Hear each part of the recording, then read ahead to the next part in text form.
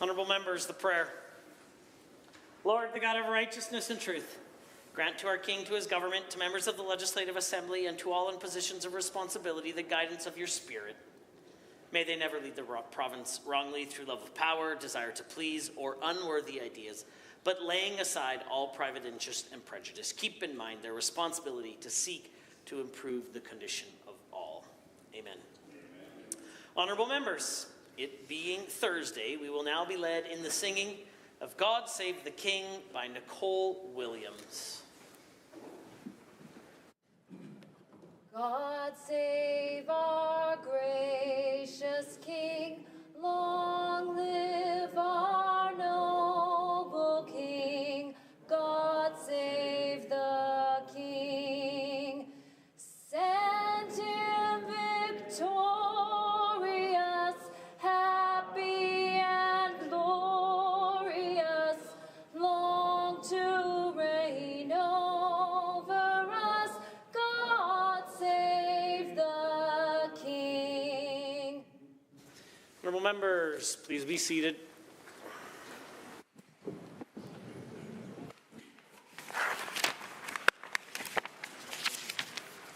Introduction of visitors.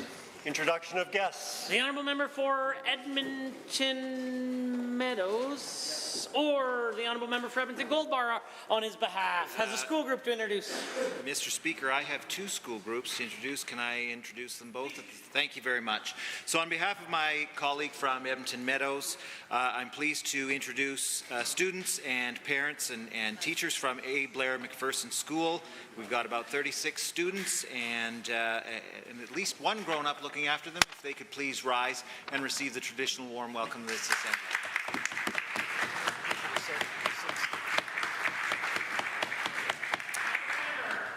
Thank you, Mr. Speaker. I also have a number of students and staff and parents from STEM Collegiate School located in the humble constituency of Edmonton Gold Bar. I've got 96 students in attendance with their teachers, Miss Gendy, Miss Williamson, and Miss Cannon. If they could please rise and receive the traditional warm welcome of the Assembly. The Honourable Member for Airdrie East has an introduction. Thank you, Mr. Speaker. It's such an honour to rise and introduce to you and through you a very good friend of mine, family really, Adrian Purdon. Adrian was recently elected as a district councillor for the Rocky View Métis district of the Otipemisiwak government. He was recently awarded a King's Coronation Medal. He's raised so much money for charities in my community. Please receive the traditional warm welcome of this.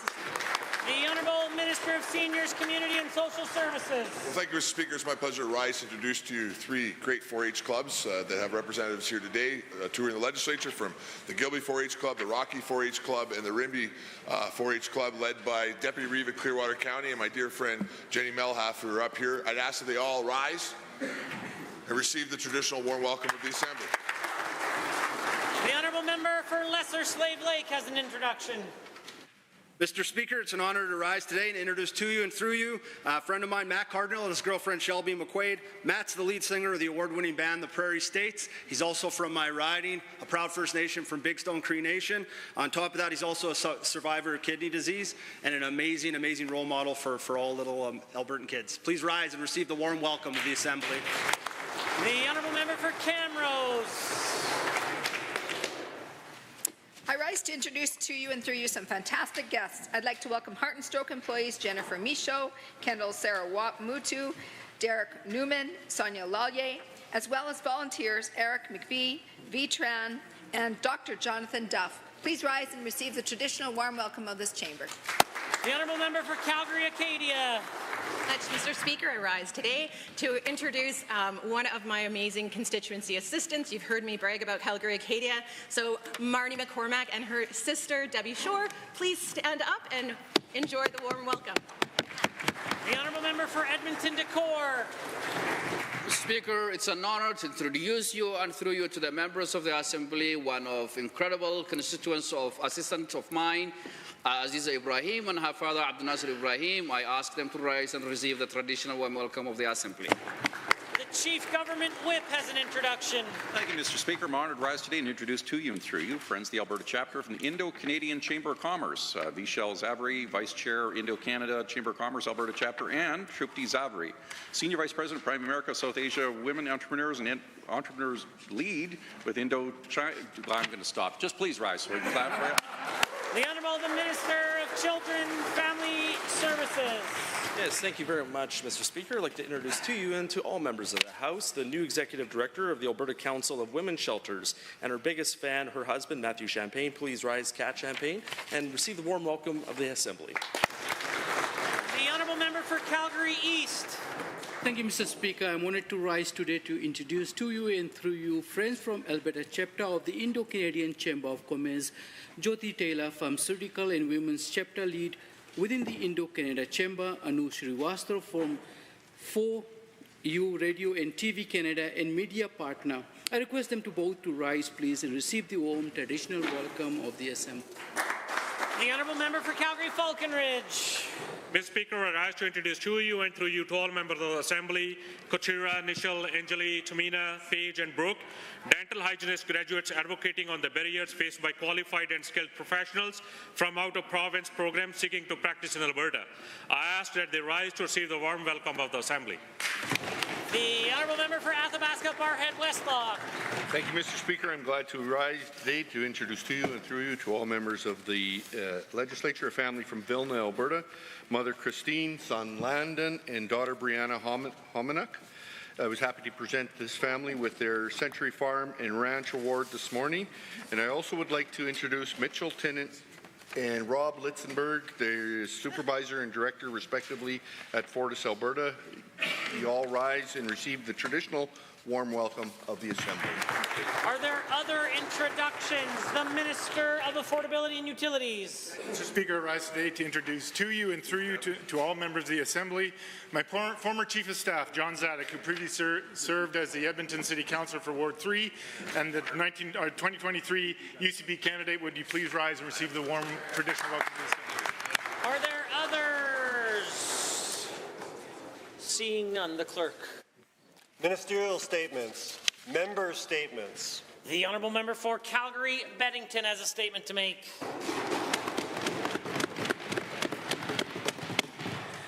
Dear daughter, you didn't choose the family that you were born into. I'd like to remind you, though, that you won the lottery of birth because you get to grow up in one of the best places in the world, Calgary, Alberta, Canada. You get to grow up inside a network of support that I have been weaving around you since the day you were born. I am so invested in your past, present, and future. That is what every child deserves, but it is not what every child gets. When we walk to your bus stop every morning that I can, we talk about what's going on at school that day. I am so invested in your education. And your dad has good benefits, so you got the psychoed assessment you needed. It means that when you get off that bus, you walk into a public school program with controlled class sizes. Right now, you're painting a reproduction of Botticelli's Birth of Venus. You study the structure of the Louvre to better understand Pythagorean theorem. Your teachers have the time and space to do so many things. That is what every child deserves. But it is not what every child gets. Girl, the adults in charge have lost the plot. There are kids whose parents can't afford that psychoed assessment, so they don't get one. There are kids who aren't having their needs met at school. There are kids who have twice as many or more kids in their class as you do in yours. Think about how much one-on-one time you have with your teacher. Now cut that in half. I hate to offer advice to a teen, but I hope you take from this letter an understanding of your privilege because you have what every child deserves. You'll make your own choices, but I hope that you use your privilege to advocate for all kids who deserve the exact same thing. Love you, kiddo. Infinity and beyond. The Honourable Member for Camrose is next. Thank you, Mr. Speaker. For over 70 years, the Heart and Stroke Foundation has been essential to help raise awareness and improve the lives of people at risk of or living with heart disease and stroke across Canada.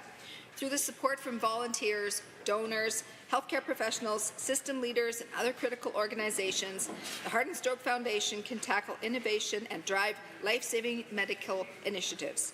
Their collective activism and collaboration are fundamental to their overall mission of promoting good health, saving lives, and enhancing recovery. Mr. Speaker, every 5 minutes, heart disease and stroke and related conditions take a life in Canada, making it to the leading cause of death in our nation. This shocking statistic is the reason why the Heart and Stroke Foundation remains vital. Their unwavering support and dedication to this cause will help ensure all Canadians receive the resources and assistance that is necessary to live long and healthy lives.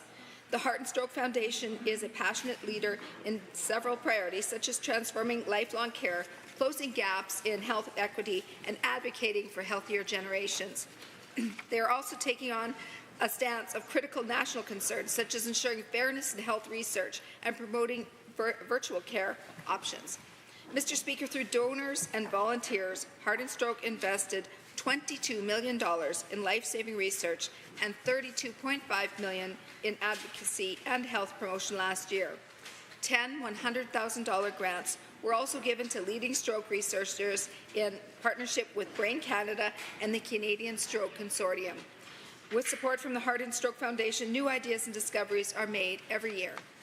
Through the development of many fundraising activities across the country, it has become one of Canada's most recognized and prominent organizations. Pardon me. I'm grateful and appreciative that Canadians have a strong advocate for heart and stroke research and awareness, and we thank you for your incredible leadership. The honourable member for Edmonton Decore.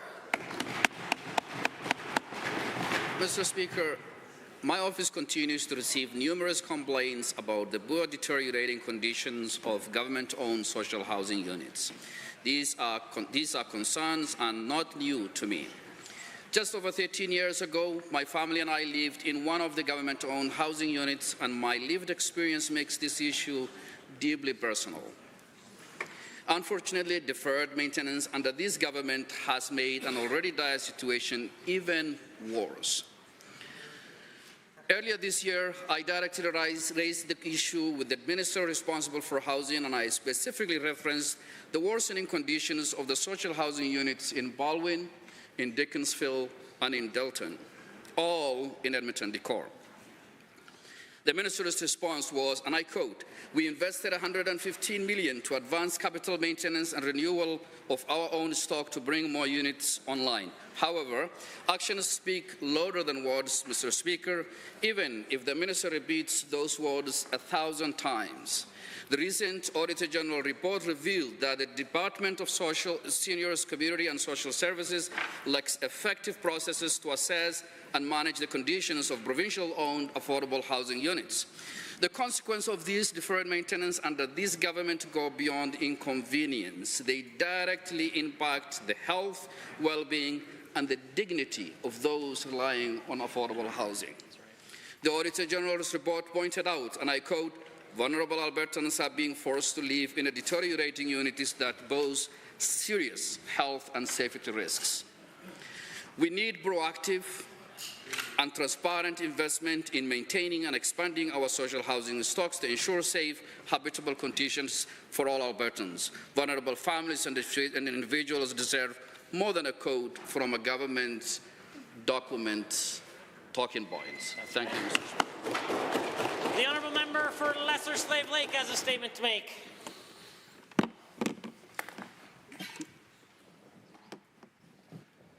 Mr. Speaker, tomorrow's report card day for my two daughters. In the spirit of performance and evaluation, I thought I might give Trudeau a report card as well. Public safety, F. Teachers' comments. I'm afraid Justin's failing miserably. He needs to immediately repeal Bill C-75 and re-establish common sense and law and order. We need jail, not bail. Furthermore, his promised legislation for making First Nations policing essential service is way past due. The economy, F. Teachers' comments. When Justin said the budget will balance itself, I think everyone thought he was joking. Unfortunately, he was not. Housing, F. Teachers' comments. Justin's reckless spending has made buying your own home a pipe dream. His idealistic policies have created more hurdles and roadblocks. Hair, A+. Teacher's comments. Still got pretty good hair. Environment and energy. F. Teacher's comments. Justin needs to fire his buddy Stephen Goubeau. When they aren't hugging trees or trying to climb on the roof of the principal's house, they're actively trying to shut down the oil and gas industry at every turn. The carbon tax is the biggest Ponzi scheme since Bernie Madoff, and the production cap is only going to kill jobs, but they don't seem to care. Drama. A+. Teacher's comments. Justin really excels here. His ability to pretend he cares about working class people and families is the best I've seen since his father. His flawless hypocrisy's infectious, not only to Liberals, but even his friends, Jag Meat, and their newest regional manager, Nenshi, who's pretending to be NDP, putting him in the running for Best Supporting Actor just behind Randy, the adopted Cree Boysono. Final recommendations. I'm concerned that Justin doesn't understand the implications of his actions and is completely out of touch with real people. I recommend he goes back to what he's good at and starts teaching high school drama again. Call an election now. Yeah.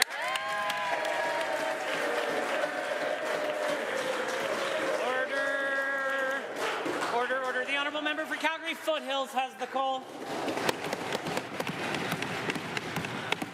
Since the introduction of the Premier's anti-trans policies, my office has been flooded with hundreds of emails and phone calls from Calgary Foothills constituents who are angry at the government for their regressive policies against the 2S LGBTQIA+ community and afraid of what this means for children growing up today. I heard from a mother who talked about their transgender child's journey. On the advice of their gender clinic and medical professionals, at age 14, they benefited from being able to access hormone blockers. Today, they are happy and thriving as a young adult. This mother said that without essential care, she feared it would have led to her child's suicide. Another mother reached out to proudly announce her transgendered son recently married his high school sweetheart. She talked about how gender-affirming care saved her child's life. I heard from a teacher who has been educating children for over 25 years and worked with many teens who have come out as trans. They said that those who came out with supportive, loved access to care 100% are now living happy lives. But those who lack support all talked about the challenges they face, and heartbreakingly, one child did not survive past high school. There was a grandparent concerned about the well-being of their non-binary grandchild, a brother proud of their trans sister, an auntie, a co-worker, a neighbor, and so many stories from allies. A recently published scientific journal said that trans kids living in jurisdictions with anti-trans legislation like that has been introduced have 70% higher rate of self-harm and, sadly, suicide. Alberta children should not fear going to school.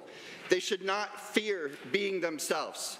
We should foster an environment where children feel safe and confident to be who they are.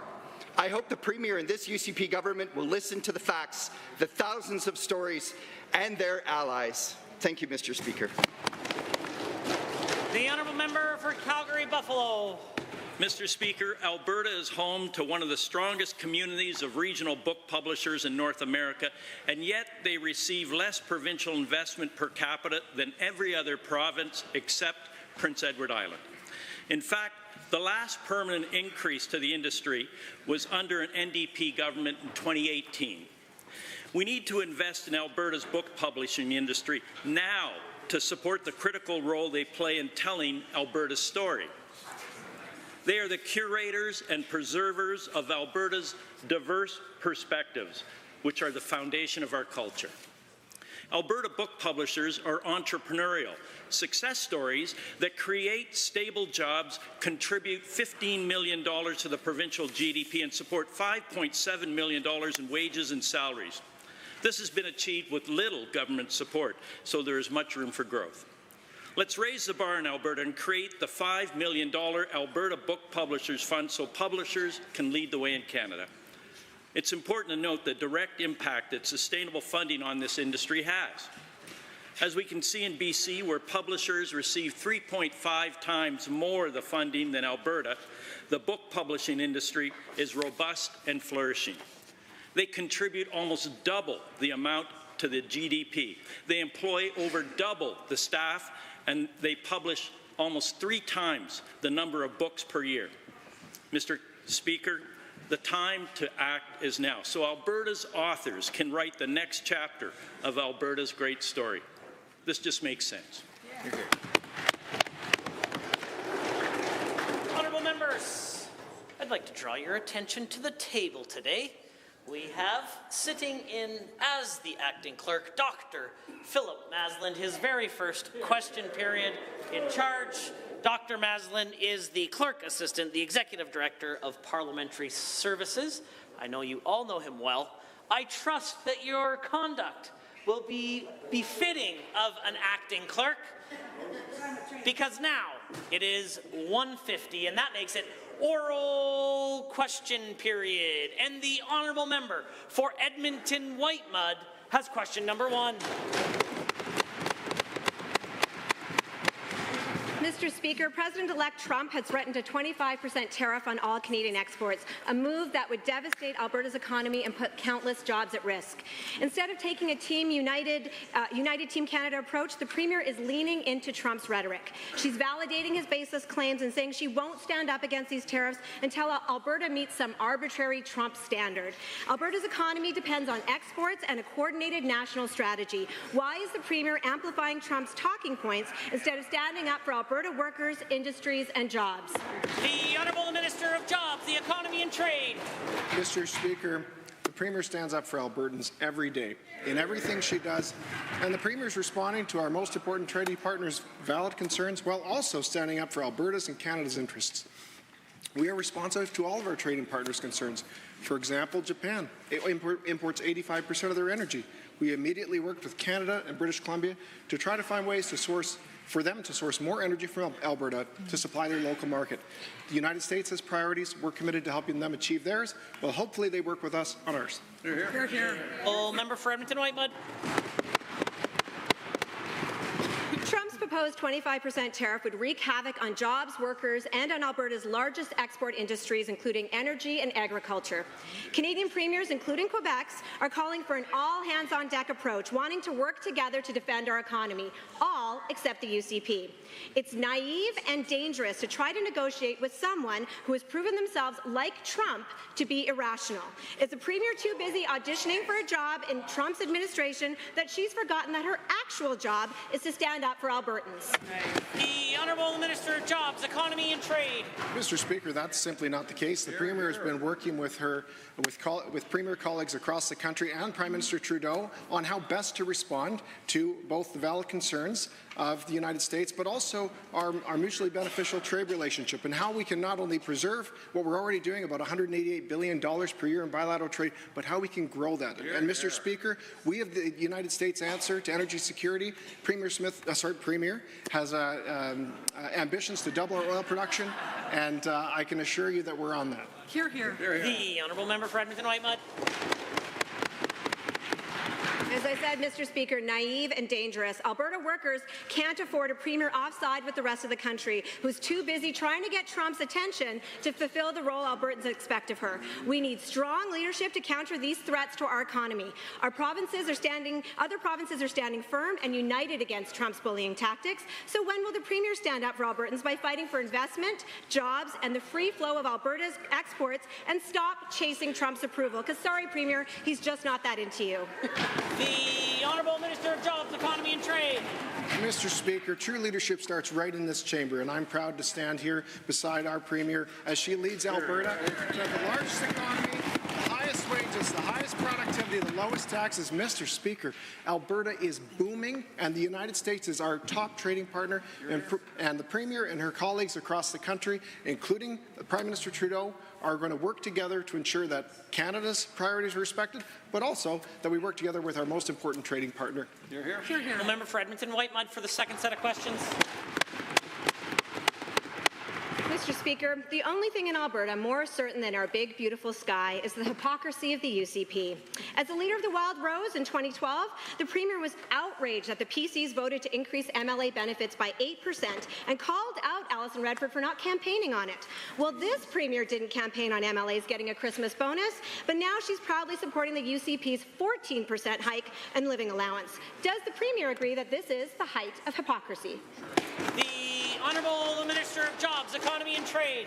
Mr. Speaker, Member Services is a standing committee of the Legislature with representation from all parties, and members of the Legislature are required to disclose expenses and follow predetermined limits. Albertans can and should review their members' expense disclosures from time to time and also review their members' performance. In 2019, Albertans reviewed the performance and costs of the NDP government and decided it wasn't worth it, and they exchanged them for this government. Honourable Member for Edmonton-Whitemud. Hypocrisy it is, Mr. Speaker. Under the UCP, Albertans have seen nothing but hikes. Hikes to their utility bills, hikes to their car insurance, hikes to their rents and mortgages, and a 14% hike to their living allowance. Oh, wait, that hike is only coming for the UCP. The government only cares about their own cost of living and not Albertans. The Premier once stood in this House and said, quote, getting taxpayers to cover an MLA living allowance is just something that wouldn't happen in the real world. Well, Premier, is this the real world that she's living in? What has changed? The Honourable the Minister of Affordability and Utilities. Thank you, Mr. Speaker. I will point out that this government has taken an all-ministry approach to address the top issues of Albertans, including affordability. That's why we have provided nearly $1.2 billion of additional funding, $700 million for health, $240 million for seniors, community and social services, $125 million to education, and $124 million to mental health and addictions. We have allocated $1.7 billion of our contingency, leaving only $279 million left, but we are working hard on behalf of Albertans and balancing the budget, something the NDP never did. The Honourable Member for Edmonton-Whitemud. Well, Mr. Speaker, I would agree that the UCP has taken an all-government approach to addressing their own affordability issues, but the Premier stood up 7 times in this legislature and railed against the PCs raising MLA benefits, but now she's accepting a 14% raise to her own benefits. Mr. Speaker, this is worse than hypocritical. It's a slap in the face to Albertans across this province who keep telling this government that they are desperately struggling to make ends meet, only to be stretched even thinner by the UCP's choices. What will it take for the Premier to listen to Albertans rather than just her backbenchers? The Honourable the Minister of Seniors, Community and Social Services. The issue the honourable member is talking about is before a standing committee of the legislature, not in the control of the Premier. But if we want to talk about people showing up, I'll tell you this. We got a situation, for example, just took place in Jasper, one of the most catastrophic situations that we've ever seen take place in a mountain community. I can tell you where my Premier was less than 24 hours later. She was there in Jasper making sure we rebuild it. She was setting up committees to be able to make sure we could rebuild those homes. That's how she acts each and every day. You know what, Mr. Speaker? The NDP leader who's missing has still never been to Jasper, so let's not argue about who's showing up for Alberta. The order. The Honourable Member for Edmonton-Whitemud for question 3. Mr. Speaker, these ministers should be goalies. They're so good at deflecting things. The Premier's new private no-fault auto insurance scheme is the worst of all worlds. Drivers will pay higher rates than for a public system for a no-fault scheme that won't properly compensate them, and it comes with a big price tag. Alberta drivers will pay hundreds of dollars more, and in the end, we will still have the highest auto insurance rates in the country. Why would the Premier saddle us with the most expensive car insurance scheme and set us up for yet another UCP disaster?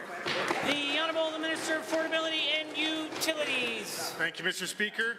I'm very proud to stand with our Minister of Finance and the terrific work that he's done, taking all the considerations and talking to all stakeholders relevant to this file to make sure that we have the best option available to Albertans from where we started, a defunct system that the NDP left behind in tatters where nearly 40% of drivers had no insurance whatsoever. So making sure that we have a Care First model, modeled after other provinces in Canada, that provides better, faster and more affordable auto insurance to Albertans, getting them to where they need safely.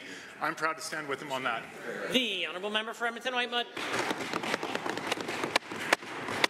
The UCP's own report shows that a public option could save drivers more than $700 a year. For the 3.7 million registered vehicles in Alberta, the one-year savings alone would be $2.8 billion. Setting up a public system would pay for itself in 1 year and mean relief for Albertans' wallets. Why would the Premier set up an insurance scheme to pour billions into the coffers of private insurance companies at the expense of Alberta drivers? The Honourable Minister of Affordability and Utilities. Very likely, Mr. Speaker, that's because it would take 5 years and $3 billion for Albertans to pay for. Something that we're not willing to do. Not only that, it would put nearly 5,000 privately employed insurance brokers out of business. Something that we don't do. That's what the NDP does really well, firing private industry, seeing jobs flee, and costing taxpayers billions of dollars. We're not taking that path. We are charting a responsible path, serving Albertans with private auto insurance, asking them to pick up the slack and serve Albertans in a care-first model.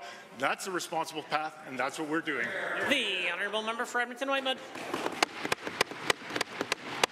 What's the phrase, Mr. Speaker? I know math is hard. However, for the minister, you should be aware that the savings of $2.8 billion per year would actually total $5.6 billion, which is more than the $3 billion cost to set up the public insurance. So Alberta drivers already face the highest car insurance rates in the country, and the UCP is allowing those premiums to increase by 15% in the next 2 years. This comes after scrapping the rate cap, ignoring the recommendations of their own report. They've chosen the worst of all options and are leaving Albertans exposed to insurance companies. So I'm curious, what fancy gift did the insurance lobby offer the government for this support of their scheme? The Honourable Minister of Affordability and Utilities. Thank you, Mr. Speaker. Again, we're doing the work that the NDP failed to do when they were in office. They just let people have no insurance whatsoever, racked up bills, cost billions of dollars, lost jobs. We're not going that direction. We are working with our industry to make sure they provide the best care model available to where we start from today. And we're doing so in a time frame at less than half the number of years that it would take to set up a public insurance claim system, which other provinces have already realized that they can't continue to do. So we are providing the best care for Albertans, no matter where they live, trying to make life more affordable for them. The Honourable Member for Edmonton Castle Downs has question 4. Mr. Speaker, Jasper is reeling from a devastating wildfire that wiped out a third of its buildings, leaving the town with a $9 million tax revenue shortfall. Meanwhile, the province is asking Jasper to cover $7 million under the Disaster Recovery Program, a cost requiring a 40% increase to residents. Mr. Speaker, tax relief for Fort McMurray and Slave Lake came without these kinds of strings attached. Why is the minister playing hardball with Jasper instead of offering immediate, unconditional support to help the community rebuild? The Honourable the Minister of Municipal Affairs has risen. Well, Mr. Speaker, I guess they found somebody different to be uninformed about Jasper today. Congratulations on trying something different. In fact, Mr. Speaker, what was just said is incorrect. And in fact, Jasper knows there's tax relief coming, and we are doing the responsible thing of getting leases in place so we can leave $120 million worth of funding provided by the Alberta government in support of Jasper. As soon as that's done, Jasper, we already told them that the tax relief is coming. Mr. Speaker, we're doing everything for Jasper, and I hope that the second question is a little more informed than the first one. The order, the Honourable Member for Edmonton Castle Downs. Fort McMurray and Slave Lake received direct tax relief after the disasters. Jasper's financial recovery is critical to Alberta's tourism economy. They should have the same access to support. The minister is suggesting that selling modular homes to turn a profit will somehow stabilize Jasper's economy when they need relief now. What will the minister commit to Jasper so that they have the resources they need to continue to recover as a community without an unaffordable 40% jump in property taxes? The Honourable Minister of Seniors, Community and Social Services. Only the NDP would make fun of a government that is investing $115 million of taxpayer dollars to put in interim housing that can become permanent housing for the community of Jasper. I can tell you that Jasper is very happy about the work that this government's been doing. Our Premier has taken a leadership role in this from day one, Mr. Speaker. It is very sad to see the misinformation coming from the official opposition, Mr. Speaker. If they want to talk about leadership when it comes to Jasper, our actions speak for themselves. Again, Mr. Speaker, through you to them, where is your leader? Maybe he can show up and do some work in this chamber instead of hiding from the people. The Honourable Member for Edmonton Castle Downs. Modular homes and rebuilding efforts won't be finalized for a while. Jasperites are facing years of financial instability while this government drags its feet as the economy slowly recovers to the pre-wildfire strength. Let me be clear. Every delay pushes a 40% tax hike closer to reality. Will the minister work to reduce these red tape burdens on Jasper to help speed up recovery rather than lead them down the path to a punishing property tax hike? The Honourable Minister. Speaker, while the NDP have done nothing, not bothered to go to Jasper, not meet with anybody, put no effort into helping that community, this government has evacuated 20-some thousand people from that community, helped put out the fire, got the people returned, cared for the seniors that had to be evacuated all the time, helped dismantle the town, Mr. Speaker. And you know what we did? Unprecedented. We were able to make leases in Jasper, clear them, bring utilities, and are on track to create 250 plus new homes in Jasper just after Christmas this year. Nobody else anywhere in this country can do what this government has done. The Honourable Member for Edmonton Southwest.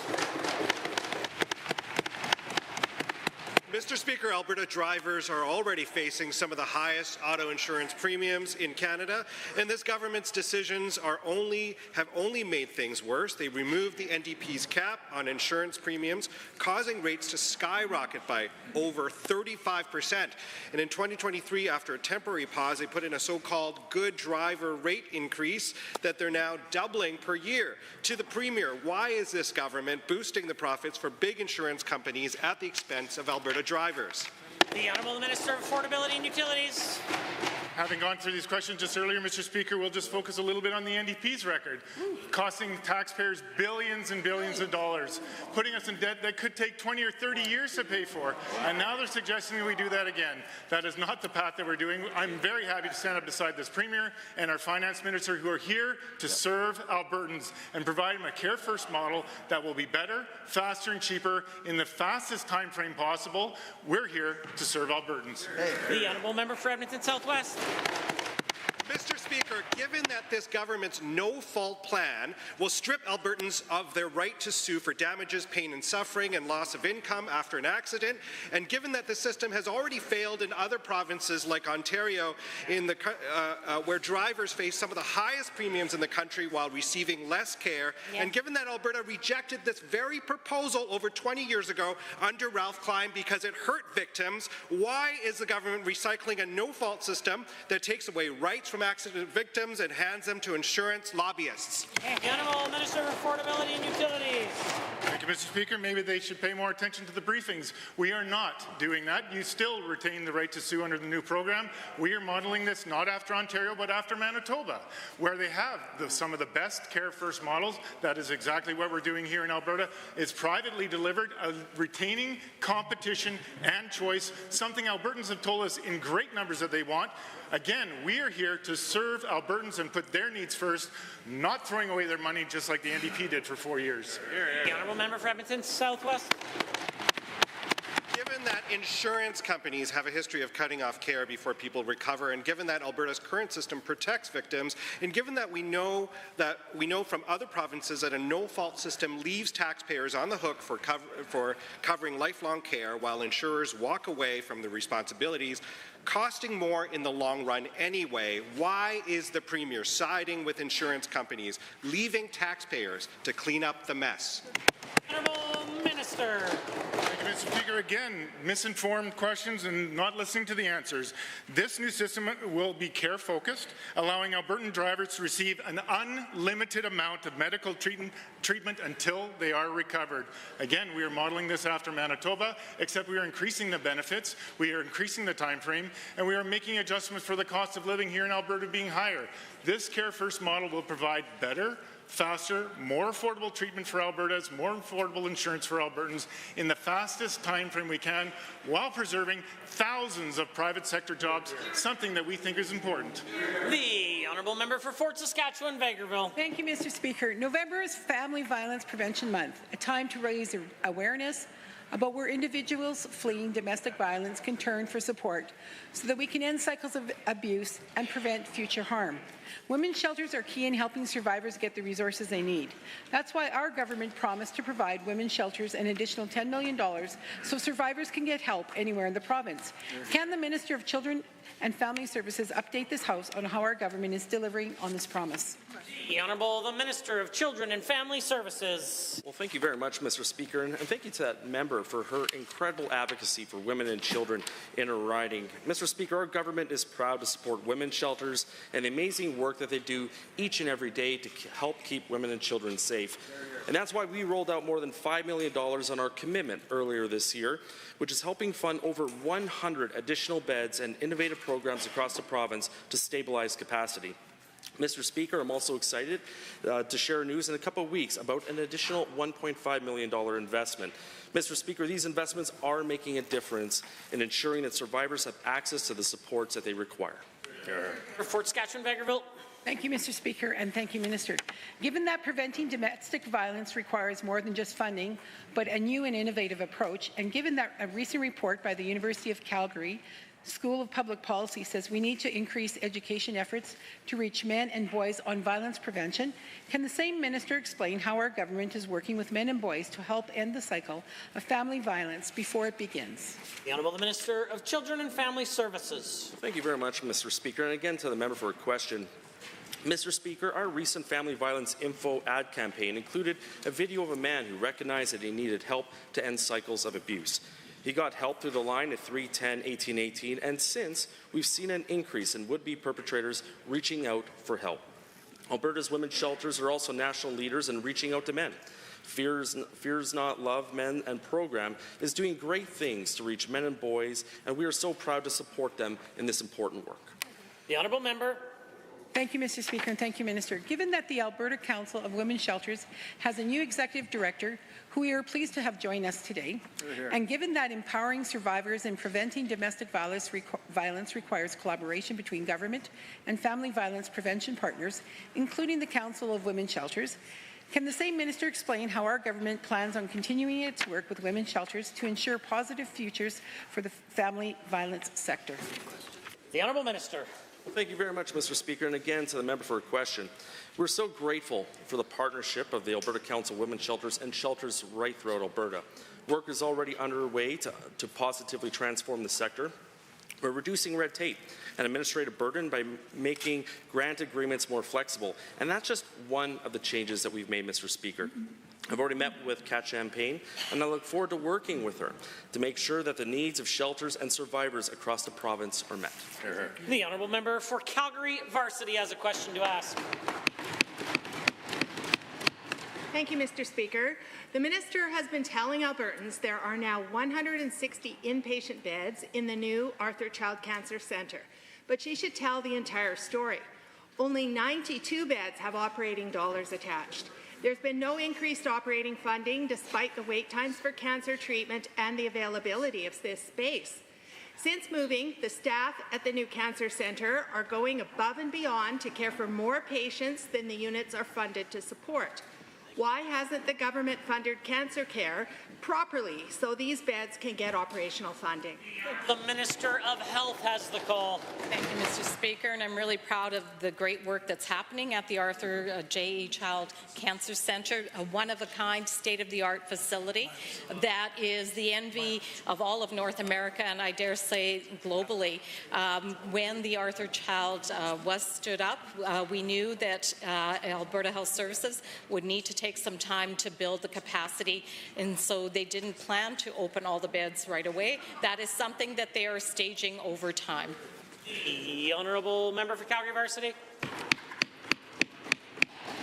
Given that Albertans with cancer are dying before they're even seen by an oncologist, and treatment is usually initiated outside of the recommended treatment times, and given there are 13 vacancies for radiation therapists at the Arthur Child Cancer Centre, as recruits are going to BC, which offers better wages and a $30,000 to $40,000 signing bonus, and given that Alberta needs to be competitive, what is the minister doing to train, retain, and recruit radiation therapists to Alberta? The Honourable Minister of Health. Thank you, Mr. Speaker. And I know that Alberta Health Services is aggressively recruiting oncologists and other frontline cancer care professionals. Between September 1st of 2023 and August 31st of 2024, they have successfully hired 10.9 full-time oncologists and 5.1 hospitalists, and we have 15 full-time oncologists and 7 hospitalists starting in the near future. There have been a total of 202 FTEs employees hired across Cancer Care Alberta, including casuals from September 1st of 2023 and August 31st. The honourable member.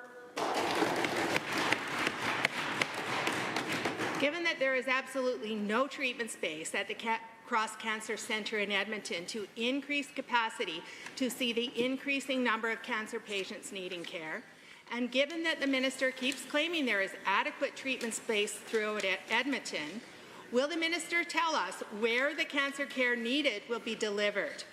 And will she reconsider the need for the South Edmonton Hospital to allow for future growth of the Cross Cancer Centre? The Honourable Minister of Health. Thank you, Mr. Speaker. And of course, we're going to continue to work to enhance the capacity that we have in cancer care right across this province. But I'm not going to take any direction from the members opposite who saw wait times in surgeries increase under their watch, who continued to put stress on the system even as they drove out hundreds of thousands of people. Mr. Speaker, we're going to continue to work to improve the system. We're doing that. We're seeing great progress, and that is going to continue. The honourable member for Edmonton Decor. With the cold weather, Albertans are worried when they will receive the next grid alert on their phones. They have seen grid alerts in -3, in -30, and anything in between, because under the UCB, they are becoming more and more frequent. Last year, Albertans even received an emergency alert because the grid was about to completely fail. This UCB government had 5 years to fix this problem. Can the minister assure Albertans that they can celebrate the Christmas and the New Year without worrying receiving grid alerts? Yes. The Honourable Minister of Affordability and Utilities. Mr. Speaker, I'd like to thank the member for that question. I want to assure every single Albertan that our grid is reliable, and we are very happy to announce that we have over 2,000 new megawatts of generation, dispatchable generation, clean natural gas generation that doesn't become intermittent during the winter months. It can be depended upon. That is why we continue to do all the work fixing the problems left behind by the NDP when they opened the doors without readjusting our system to allow for the intermittency of renewable generation. This is a practical problem taken to task by a practical government solving the problems for Albertans. The honourable member for Edmonton Decor. Given that between January 2022 and April 2024, Alberta accounted for 33% of all level 3 alerts in entire North America. Up until April this year, Alberta was 20 times more likely to issue level 3 grid alerts than any other North American jurisdiction. Given that this risk Albertans' reputation drives away investment for generators and customers, can the minister quantify the lost investment on the grid fragility? The Honourable Minister of Affordability and Utilities. Thank you, Mr. Speaker. I'd like to point out the reason that we have such volatility in our grid is because of the work of the NDP. We have over 35% renewables on our grid, meaning that when we get to winter and it's not as sunny or not as windy, we have all kinds of reliability problems. Thankfully, our government took power, and we have sought to correct this problem, which we have by adding dispatchable natural gas generation to our grid. We have over 13,000 megawatts of capacity to feed our 12,500 peak load. Basically, we have enough power put together to serve Albertans' needs. The honourable member for Edmonton Decor. Given that the government banned renewables without warning, which drove away billions of investments that this province needs today, and given that the government has started a market reform process that has so far created an industry calls a chaos, and given that this uncertainty will increasingly be felt by consumers, increased grid alerts and higher bills, can the minister lay out how he will address the chaos caused by this government and how the government will support Albertans facing this fragility? The Honourable Minister. Well, look, imitation is the sincerest form of flattery. We have done a tremendous amount of work. We have a reliable system, and we have not scared away any investment. In fact, we continue to see billions of dollars of investment in renewable, in battery, in natural gas, creating a more reliable system. But on top of that, I just want to pass along to Albertans that the single greatest act of affordability our United Conservative government has achieved is defeating the NDP in the last 2 elections. They're the ones who chased away billions of dollars investments. They're the ones who put us billions of dollars in debt. They're the ones who lost hundreds of thousands of jobs. We've turned that around. Proud The honourable member for Grant Prairie. Thank you, Mr. Speaker. Alberta's government is decisive. When we are presented with a problem, we take decisive action to support Albertans. And we are taking action on battling the devastating disease of addiction, particularly among our youth. The Alberta recovery model is breaking barriers for treatment, increasing access to critical resources, and ensuring evidence-based recovery options are available for those in need. To the Minister of Mental Health and Addictions, how is Alberta's government assisting young people and helping them build a pathway toward a brighter future? The Honourable the Minister of Mental Health and Addiction. Well, thank you, Mr. Speaker, and through you to the member. Earlier this week, we announced a $23 million renovation so that we can have the Northern Alberta Youth Recovery Centre. This is more than a 150% increase in the province-wide youth addiction treatment capacity right here in Edmonton. It is going to continue to provide life-saving care for those families, 300 per year, where their children are trapped in that deadly disease of addiction. And we will continue to support an alternative to the policy that's been on offer to the rest of Canada for decades. Alberta believes not in drug facilitation for our youth, but instead health care and recovery, Mr. Speaker. The honourable member for Grant Prairie. Thank you, Mr. Speaker, and to the Minister for this welcome investment for our youth in Alberta. Given the Northern Alberta Youth Recovery Centre will provide a safe, supportive, and home-like environment for young Albertans suffering from addiction, and further given that this centre will more than double the province's capacity to treat youth with addictions. To the Minister of Mental Health and Addiction, how will the Northern Alberta Youth Recovery Centre ensure youth struggling with addiction receive the support they need to pursue recovery and build a brighter future?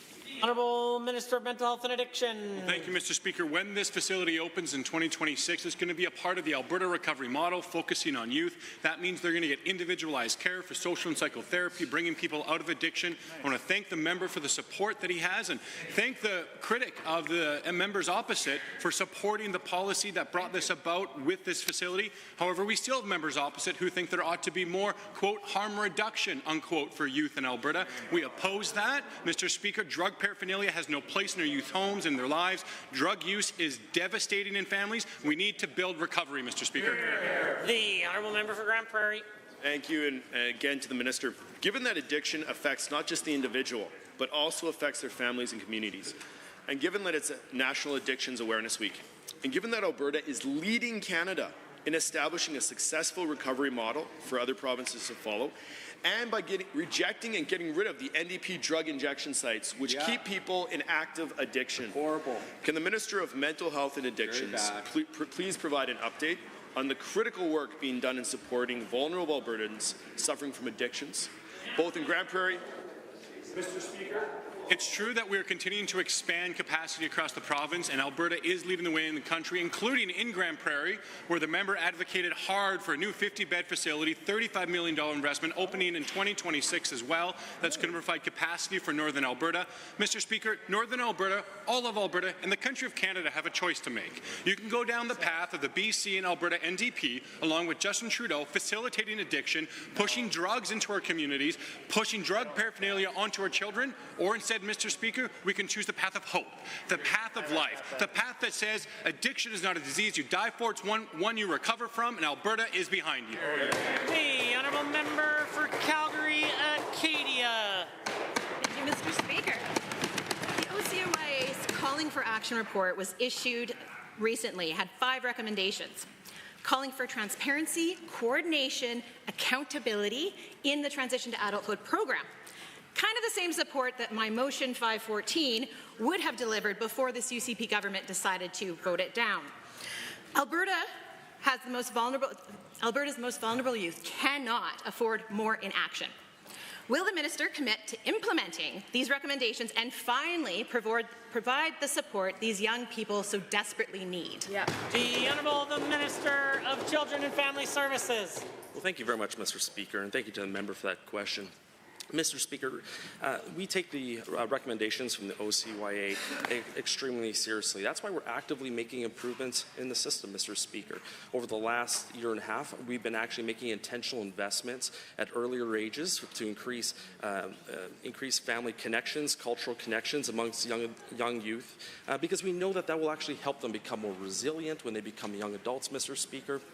Again, I'd just like to thank the incredible work that the OCYA does to put forth these recommendations, because together we're doing our best to keep children safe. Got a member for Calgary, Acadia. Well, given that the minister seems confused about how many recommendations he's actually done, 46 recommendations since 2019 have been brought forward by the advocate. 30% were, and I quote, met. Now, given that 1 in 5 children in Alberta are living in poverty, an appalling rate, not seen since the Alberta NDP halved the rate of child poverty. And given that these children living in poverty are further harmed by this government's repeat cuts to services, and given that every child in Alberta deserves better than this neglect, what is the minister going to do about it? The Honourable Minister of Children and Family Services. Well, thank you again so much, Mr. Speaker. Mr. Speaker, since 2013, CFS has implemented 105 of the 111 recommendations that have come to our ministry, with 5 more that are in progress, Mr. Speaker. Regarding children that need help, Mr. Speaker, that's why we're investing in our family resource networks. Over 125,000 families and children are using these networks, Mr. Speaker. We know that it's working, and it's making a tangible difference to help some of the most vulnerable and complex families and children here in the province. The Honourable Member. Given that his numbers continue to be wrong, and given that Alberta's children intervention workforce is in crisis, with far too many cases and too few workers, and given that this minister claims to have hired 540 new staff who have not yet built up the experience that vulnerable children and youth deserve to support them, let alone put in solutions to support this work, what's the minister's plan to ensure that these new hires get the mentorship and training required so that they can do their job? Or is this government content to just let these workers and the children continue to suffer? The Honourable Minister. Mr. Speaker, our incredible workers at Children and Family Services are dealing with some of the most complex and vulnerable children here in this province. And for the member opposite to cast allegations, the fact that maybe they're not up, they don't have the training, that their heart's not in the right place, is just absolutely shameful, Mr. Speaker. Over the last year, we've hired over 540 additional workers. They're looking after some of these amazing complex kids. We have undertaken a number of initiatives to increase recruitment for these valuable social workers, and I appreciate the work that they do to help keep our children safe. Thank you. Good job. The Honourable Member for Leduc-Beaumont. Well, thank you, Mr. Speaker. The Edmonton International Airport, located in my constituency of Leduc-Beaumont, serves as a vital gateway for goods and travellers to and from Alberta. As a key entry point for tourism in the province, it plays an essential role in welcoming visitors and driving economic growth for the region. Can the Minister of Tourism and Sport please explain what steps our government is taking to maximize the economic potential of the airport and boosting tourism across Alberta? The Honourable Minister of Tourism. Well, thank you, Mr. Speaker, and I want to thank that honourable member for the question. It's great to see that members on this side of the House have great interest in tourism and the development that it brings and economic opportunity. Something obviously the members opposite, the Leader of the Opposition, the Hinenchi, the Deputy Leader, and the Deputy Leader, which isn't actually a real thing, have shown very little interest in, Mr. Speaker. The reality is expanded routes into Alberta matter. It helps us diversify our economy, bring in visitors from around Canada, around the world, and around the U.S. so we can continue to build towards our goal of reaching $25 billion by 2035. Point of order is noted at 227. The member for Leduc-Beaumont. Thank you, Mr. Speaker, and through you to the Minister. Given the critical role that tourism plays in fostering economic growth, and further given that recent announcements from the Edmonton International Airport include new major non-stop U.S. flight routes from WestJet and United to take effect in summer 2025, boosting Edmonton's connectivity by at least 23%. Can the same minister please explain to this House the importance of the partnerships between the Government of Alberta, airports and airlines in supporting tourism and business? Hear, hear. The Honourable Minister of Tourism. Well, Mr. Speaker, it has been said that when you come to Alberta, you come by air or you don't really come at all. And that's why air traffic is so essential. And that was the CEO of WestJet who said that, by the way, Mr. Speaker. And Alberta's government, through Travel Alberta, is working to grow and strengthen the province's economy by partnering with airlines and to develop new routes into Alberta and to help promote these routes for travelers, Mr. Speaker.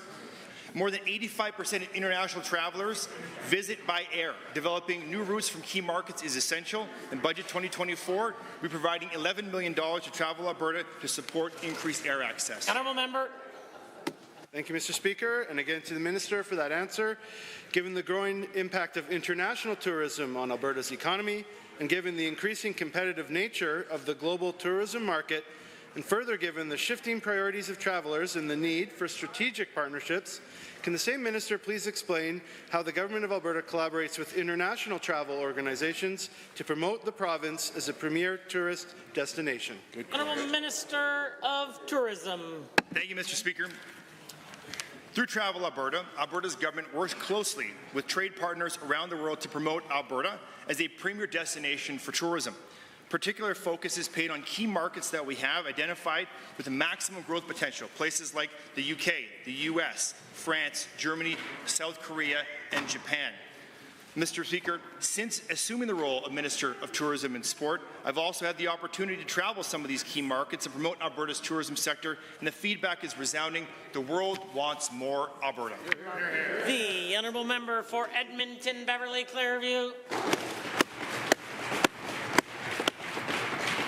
Mr. Speaker, last spring I shared a story from a constituent about her son with type 1 diabetes. Despite federal Bill C-64 being in the earliest stages of debate, the minister at the time rejected federal funding for diabetes drugs.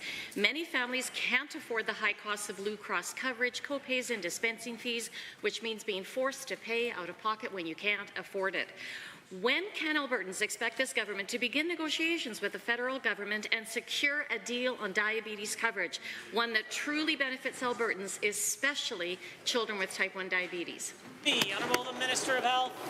Thank you, Mr. Speaker. Thank you for the question. And in fact, we are working very diligently to come up with real solutions for diabetes care. In fact, we have one of the most comprehensive pharmacare programs currently in existence with over 5,000 drugs covered.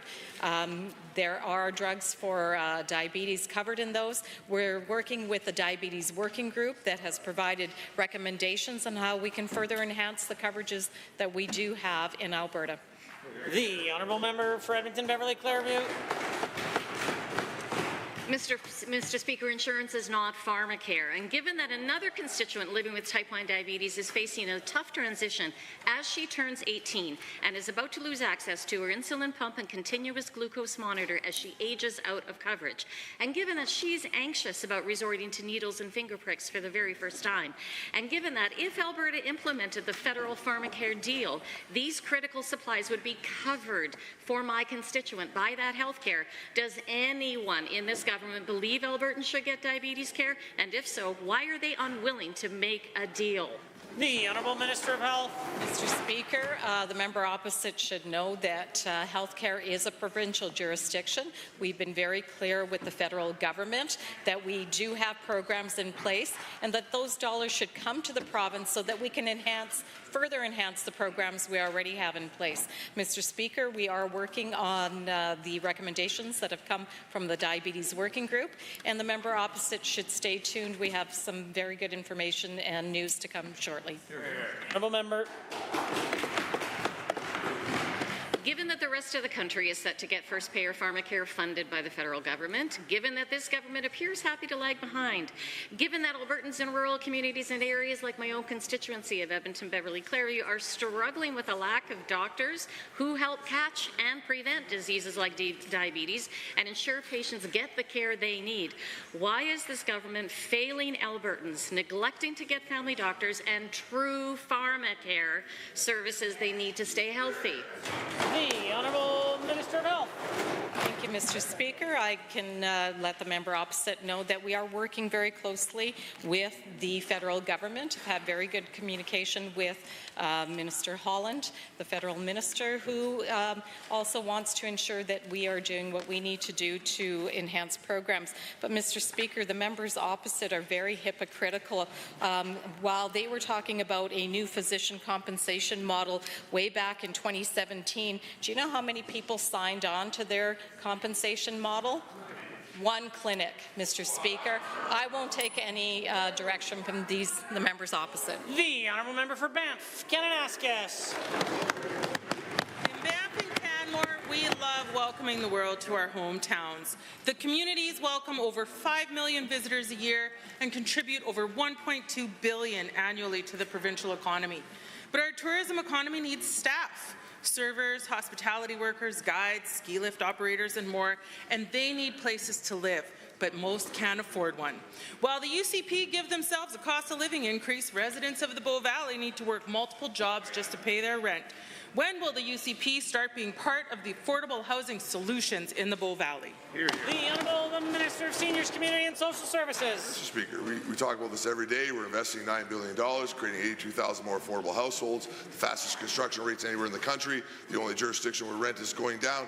But there's been a lot of leadership talk today, Mr. Speaker. The reason we succeeded with that is because our Premier is here each and every day, leading a government that is working to fix things for Albertans.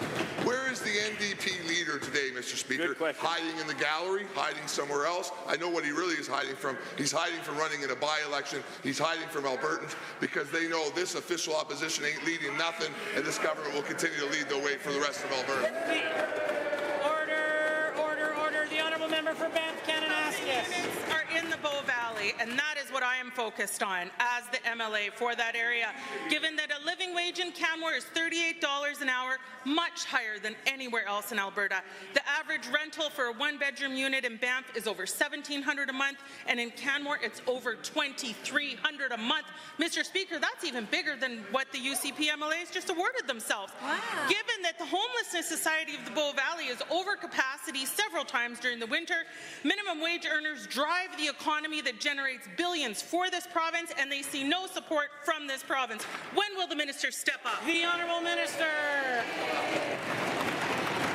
Mr. Speaker, you know where you're not seeing any support from for sure? It's the NDP leader, Mr. Speaker. The NDP leader, again, hiding in the gallery, hiding somewhere else in the province most days. Where he is not is in this chamber leading his caucus. This is why you continue to see silly questions like this, Mr. Speaker. You continue to see no clear message from Albertans or from NDP people and members on how they will stand up for Albertans. What I do see a clear message from is this government. We will continue to work each and every day to make Alberta's lives better. And again, through you, Mr. Speaker, which one of them is going to resign and finally let Naheed Nenshi come here and go toe-to-toe with my leader, Mr. Speaker?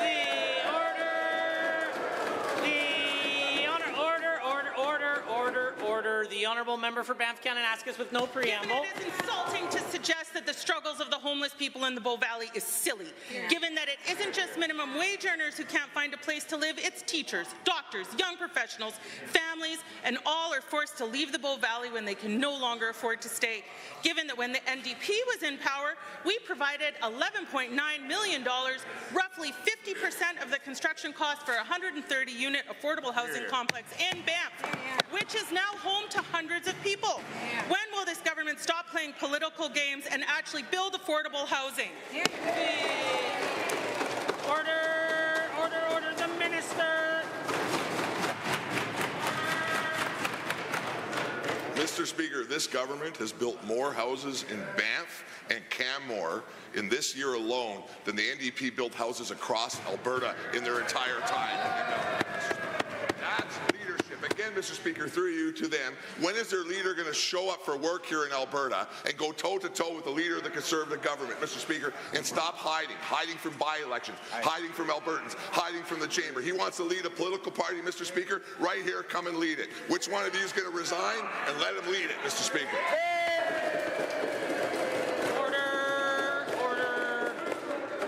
Order. The honourable member for Airdrie East. Thank you, Mr. Speaker. Earlier this year, water restrictions were placed on the City of Airdrie, affecting over 80,000 residents and local businesses for several weeks. These restrictions disrupted daily life and raised serious concerns about the sustainability of our water infrastructure and supply. Can the Minister of Transportation please outline what steps our government is taking to ensure that Airdrie and other communities are better prepared for water emergencies? The Honourable Minister of Transportation and Economic Corridors. Well, thank you very much, Mr. Speaker, and thank you for the member for that very important question. We're happy to work with the City of Airdrie and other growing communities, Mr. Speaker, that suffer from growth pressures and aging infrastructures. But, Mr. Speaker, Airdrie suffered from water restrictions due to the disastrous record of the NDP leader Nenshi when he was mayor of Calgary, because unfortunately, Calgarians were the only ones impacted. Airdrie residents were as well, Mr. Speaker. It's a shame that all those people, Mr. Speaker, had to suffer from the sheer incompetence of Nenshi when he was the mayor of Calgary, Mr. Speaker. We're going to make sure that Albertans will never suffer from that type of mismanagement ever again. Order. The Honourable Member for Airdrie. Thank you, Mr. Speaker. And given that Airdrie only knows Nenshi as the worst mayor Calgary's ever had, and given that Airdrie is one of the fastest growing communities in all of Alberta, and further given that this scale of growth, proactive measures are needed to support our water infrastructure, can the Minister share what kind of investments or initiatives that our government is undertaking to expand and modernize water infrastructure to meet Airdrie's long-term needs? The Honourable Minister. Very much, Mr. Speaker. We've invested millions into water infrastructure to help Alberta municipalities from across the province.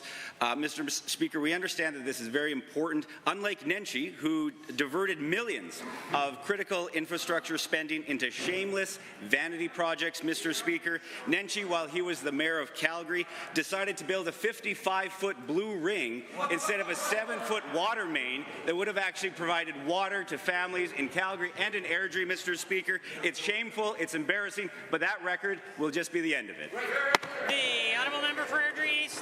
Mr. Speaker, given that Nenshi has had such a significant negative impact on the people living in Airdrie, especially when there are water restrictions, and given that this impact may limit Airdrie's ability to implement their own risk and emergency management mitigation policies, can the Minister share how the government is working alongside municipalities like Airdrie to ensure that they have community-specific plans during times of water emergencies? The Honourable Minister. Well, thank you, Mr. Speaker. And last week, the Minister of Municipal Affairs and I met with water commissions. There's about 40 of them across the province, Mr. Speaker, to find ways to work together and working for the province of Alberta, Mr. Speaker. Unlike the NDP Nenshi, who is more focused on working for himself. He made himself the highest paid mayor in Canada, Mr. Speaker. He relishes in the fact that he's Trudeau's choice for Ottawa, Mr. Speaker. Albertans deserve better. He's been missing for so long, Mr. Speaker, he could be on a milk carton in this building, but Mr. Speaker, he refuses to join his own caucus, which just goes to show his disdain for NDP MLAs and for this place. Order. Honourable members, that concludes the time allotted for oral question period. In 30 seconds or less, we'll continue on to the remainder of the daily routine.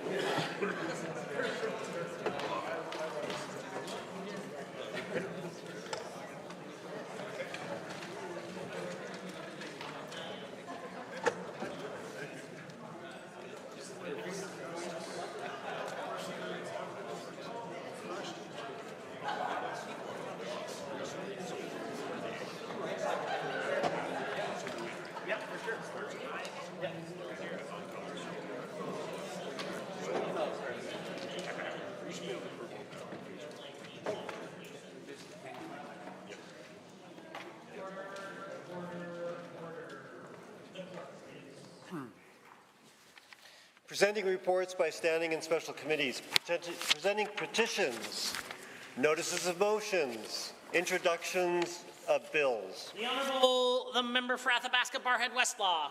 Thank you, Mr. Speaker. I request leave to introduce Bill 215, prohibiting ownership of agricultural lands, pension plans, and Trust Corporations Act 2024. Ownership of agricultural land by individuals is paramount in keeping our rural communities and culture strong, and is the foundation of our food production industry. Bill 215 aims to enable the long-term success and sustainability of our agriculture industry, preserve our food security, and above all, protect the culture and well-being of our rural Alberta communities. Mr. Speaker, with that, I move first reading of Bill 215. The Honourable Member for Athabasca Barrhead Westlock has moved first reading of Bill 215, prohibiting ownership of agricultural lands, pension plans, and trust corporations act. All those in favour of the motion for first reading, please say aye. Aye. Any opposed, please say no. In my opinion, the ayes have it. That motion is carried and so ordered. Bill 215, prohibiting ownership of agricultural lands, pension plans, and trust corporations act is now read a first time. Tabling returns and reports. The Honourable Member for Cypress, Medicine Hat. Thank you, Mr. Speaker. I've got 3 different tablings. One is an article showcasing the success of AGLC in shutting down and working on shutting down the illegal cigarette markets that are going on across Alberta and highlighting the $33.5 million in contraband that they'd collected in 10 months. The second one that I've got is in regards to some comments made by members opposite of the border issue not being as big as what it is, but it highlights between 2022 and 24, 1,100, almost 1,200 individuals on the terrorist watch list were apprehended at the Canada-U.S. border, whereas there was only 205 apprehended at Mexico-U.S. border, highlighting the importance of that. And the third one, I think, is one that I take the biggest issue with, and that's recently the missing member of the opposition, their leader, actually insulting Christians and members of this caucus. The Honourable Member for Calgary-Beddington, followed by Edmonton Highlands Norwood and Acadia. Thank you, Mr. Speaker. The Minister of Education seems to have missed all the tablings I've done on the value of comprehensive sexual health curriculum, so I will table another one today. The State of Sex Ed in Canada by Action Canada for Sexual Health and Rights speaks specifically to the connection between gender-based violence and sexual health education. Member for Edmonton Highlands Norwood. Thank you, Mr. Speaker. I rise to table a very thoughtful letter written by Ryder Richard. Ryder is a trans athlete here in Edmonton, and I urge all members of the House to read his letter wherein he calls on the UCP to abandon their egregious anti-trans bills. Thank you, Ryder. Member for Calgary-Acadia. I rise table the 5 requisite copies of an article from earlier this week sharing new research showing that 1 in 5 children in Alberta are living in poverty, and goes on to say that what this tells Albertan youth and young people in care is that they are not a priority of the UCP government. Hear, hear. Are there other tablings? The member for Edmonton, Glenora. Thank you, Mr. Speaker. I have the requisite number of copies of a website that expresses steady demand and profitability, as well as once operational, the building's value has the potential to double that initial investment and more, talking about private, for-profit, two-tiered American-style healthcare, as well as letters of endorsement for this specific project from the Ministers of Energy, the Parliamentary Secretary for Rural Health, and the MLA for Fort McMurray Wood Buffalo. Are there other tablings? Seeing none, the clerk. Tablings to the clerk. I wish to advise the Assembly that the following documents were deposited with the Office of the Clerk. On behalf of Honourable Mr. Amory, Minister of Justice, pursuant to the Public's Right to Know Act, Report on Crime and Justice Statistics 2019-2020 to 2023 to 2024. On behalf of Honourable Ms. Furr, Minister of Arts, Culture, Status of Women, pursuant to the Alberta Foundation of the Arts Act, Alberta Foundation for the Arts 2023-24 Annual Report. On behalf of Honourable Mr. Williams, Minister of Mental Health and Addiction, pursuant to the Mental Health Act, Office of the Alberta Health Advocates, Mental Health Patient Advocate, 2023-2024 Annual Report. Deferred divisions. Honourable members, that brings us to points of order, and at 2:28, the Deputy House Leader of the Official Opposition rose on a point of order. Thank you, Mr. Speaker. At that time, I rose pursuant to 23J, uses abusive and insulting language of a nature likely to create disorder. At that time, the government House Leader was answering to a question from, I believe, his own member, and did refer to NDP leader, and then went on to say deputy leader and deputy leader, comments directed at my colleague MLA from Edmonton, White Mutt. I think if anybody else would have said that. They may not amount to the level of a point of order. But given that government House leaders' conduct and comments directed at the same MLA from Edmonton Whitemud, were the basis of a point of privilege in this House not long ago, I think that government House leader making that kind of insulting comments directed at MLA from Edmonton Whitemud, her title that would likely cause disorder in the House, that's the kind of insulting language that this provision prohibits, and I hope that you rule this out of order. Thank you, Mr. Speaker. The Deputy Government House Leader. Mr. Speaker, this is absolutely not a point of order in our view. Members must be judged on the same standards. The Honourable Deputy Opposition House Leader is suggesting that you assess this and the merits of that point of order at a different standard than what you would do to other members in this Assembly. That would be, in my view, inappropriate. The reference to a point of privilege that occurred some time ago is not related to this particular point of order, nor are the comments that the official Government House Leader made related in any way to what was alleged at that time at the point of privilege. Mr. Speaker, I would urge you to separate the two, rule this not a point of order, and move on. Are there others? I do have the benefit of the blues, and I am prepared to rule, but if a member has a substantive contribution to make, I'm happy to hear that now. Honourable members, at 2:28, the Minister of Tourism Sport said the following: the Leader of the Opposition, Naheed Nenshi, the Deputy Leader, and the Deputy Leader, which isn't a real thing, have shown very little interest. I am of the opinion that this is not a point of order. Perhaps a case could be made for not using proper titles, but even then, it would likely be a stretch. I don't consider this a point of order. I consider the matter dealt with and concluded. Orders of the day, orders du jour. Under Government Bills and Orders for third reading, Bill 25, Early Learning and Child Care Amendment Act 2024, Honourable Mr. Jones.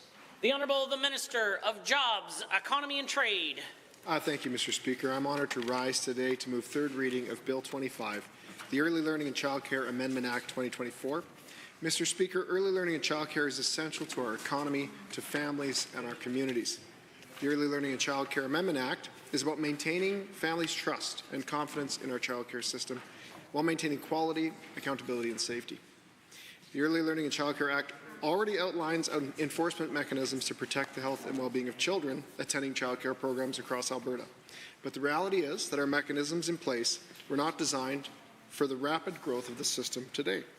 Demand for childcare in the province has shifted and grown substantially in recent years with rapid population growth and a highly subsidized affordable childcare program. Fortunately, the vast majority of childcare providers in Alberta care deeply about the safety and quality for the children in their care. They share our view that the health and safety of children is their top priority. Most childcare providers want clearer guidelines from the government so they know exactly what is expected of them and so they can continue to exceed our expectations for quality care. This bill aims to deliver that clarity, Mr. Speaker, and it does this in part through enhancing accountability and strengthened enforcement mechanisms. These enforcement mechanisms include proposed administrative penalties. These penalties guarantee real consequences for those who refuse to uphold Alberta's high-quality standards or who jeopardize child safety and well-being in any way. It's vital that we get this right, Mr. Speaker. If passed, this bill would also help to minimize the impact of closure on families by providing the authority to issue partial closures if those will address the issue. This means providers can address issues with one part of a program without disrupting care in the full facility. So we can address small issues while avoiding large-scale implications for parents and their ability to access their much relied upon childcare spaces. This bill outlines our government's measured, reasonable approach to enforcement and our willingness to work with our childcare providers for a better system. As I mentioned earlier, now, Madam Speaker, the sector and our providers welcome greater clarity from government. The request for more clarity was echoed recently by the Food Safety and Licensed Facility-Based Childcare Review Panel. This panel was struck shortly after the devastating September E. coli outbreak and raise questions about the role of health and safety rules in licensed childcare settings. The updates we are proposing directly address one of the panel's recommendations by clarifying the applicable legislation for facility-based license holders. The government is pleased that we can offer this first step in addressing the panel's recommendations, starting with a recommendation that targets the ELCC Act. The government is still actively reviewing and implementing the other recommendations from the panel that touch other pieces of legislation, and will be using their recommendations to shape future governance of the childcare sector. Again, Madam Speaker, keeping our kids safe in childcare is our top priority. We need to make sure they are receiving a valuable early learning experience that will help them succeed and thrive. That's why this bill also focuses on preserving quality care, with expanded capabilities so that the statutory director, acting independently, can work with providers to address issues. In its current form, the Early Learning and Childcare Act does require approved program plans before a provider can receive their license. In the future, providers will need a plan before they can provide a program, and the government will be there to ensure plans are adjusted when necessary to address concerns. Our objective is always to work with providers to deliver high-quality care that Albertans expect. Speaking of supporting providers, the amendments we're proposing would contribute to safety and quality in another crucial way. The changes would help to address the widespread shortage of early childhood educators in the sector. Safe, quality childcare depends on qualified staff. And so the Act clarifies that certified 16 and 17-year-olds can work in childcare facilities as long as they are supervised. This clarification would increase providers' confidence when hiring youth to help staff their programs. It would create new opportunities for young Albertans interested in pursuing a career in early learning and childcare. Most importantly, it would help ensure safe staff-to-child ratios, which are essential to high-quality programming. This change would provide better care for our kids, better safety, and the opportunity for our youth to transition into quality careers in childcare. Finally, Madam Speaker, these changes would put more information at parents' fingertips so they can confidently make informed choices about the care their children are receiving. Parents and guardians deserve peace of mind when their kids attend childcare programs, and this bill aims to help them get that information so they can find the provider that best suits their family's needs. If passed, these changes would require an early childhood educator certification status to be publicized so that parents and providers alike can be assured children are being looked after by qualified professionals. Families would also be able to easily find out whether an unlicensed provider has had any stop orders issued against them in the past. We want to make sure parents feel confident in our childcare system, and we are proud to provide families with more transparency, resources, and tools to do so. Alberta's excellent early learning and childcare system is one of the strongest and most capable systems in Canada. Though we know Alberta families trust and rely on our childcare system, there is always room for continuous improvement when it comes to the safety and well-being of our kids. These proposed changes would increase confidence and trust while giving the sector the guidance and clarity that they've been asking for. With that, Madam Speaker, I'm pleased to move third reading of Bill 25, the Early Learning and Childcare Amendment Act 2024. Thank you. Members wishing to join the debates. The Honourable Member for Calgary, Acadia. Thank you, Madam Speaker. It's a privilege to rise and speak once more to the proposed Early Learning and Childcare Amendment Act 2024, now in its third reading. What we have heard, Madam Speaker, are several evidence-based, common-sense solutions provided from this side of the House, and mostly silence, okay, maybe not silence, Madam Speaker, but with the exception of the mover, a single UCP member, and finally today, the minister, who kind of just read off a media release, they have not engaged in debate on their own bill, for which we have been asking questions and providing solutions. So, and I understand, like, I'm new to this House. This is only my second fall inside. And so I'm still learning the ropes. And so maybe one of the members who were recently gifted their 5-year pin, the seasoned members from across the aisle, maybe they can explain to me why a government would consciously and intentionally disregard plausible solutions. It sends a really interesting message to Albertans. It speaks to a very, we'll say, different understanding of what demonstrating respect inside this House looks like. Yeah. Albertans need their government to engage with their representatives, regardless of which side of the House they're on. I remember about this time last fall being told by one of the seasoned members on the other side how the work that is done inside this chamber is for the opposition.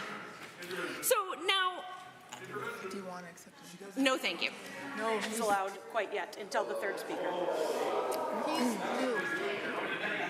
Thank you. Well, it is too bad. I would have loved to hear from the minister more during other readings, but too late. All right, so back to the unsolicited information I had received from a seasoned member across there, indicating that this House, what we do in here is simply about the time the opposition has in front of the government. Now, that's not incorrect. This is the time we have in front of the government to engage in debate, to share information back and forth, and in a different reading, maybe had a conversation. That would have been great. And I'm really excited that we did hear from the minister, and I'm hoping that we hear from other government, other UCP members, to stand up and speak to this bill. Explain to us why this is a good bill. Why should we support it? And I'd really like to know why the amendments brought forward yesterday weren't even debated by the other side. And yet, they voted it down. I would love to hear. The minister had just mentioned how they're implementing the rest of the recommendations. That's fantastic. That report was paid for by taxpayer dollars and commissioned by them to do it. Implementing a single recommendation is simply irresponsible. So I'm really happy to hear it's going to show up in other bills. However, other bills isn't enough. Now, this question has been asked several times, and just yesterday from the member of Calgary Edgemont. What is the plan? Where are they being applied? Or, even with what the minister has shared today, was that panel simply another payout to someone's friend? The rejection of an amendment without debate, pushing through a bill claiming that it increases child safety, but without mention of prevention or harm reduction. I know that members on this side of the House are eager to speak, Madam Speaker. So, and although I have a lot more to say, I will save it for another day. Thank you so much. You're here. The Honourable Member for Edmonton Goldbar.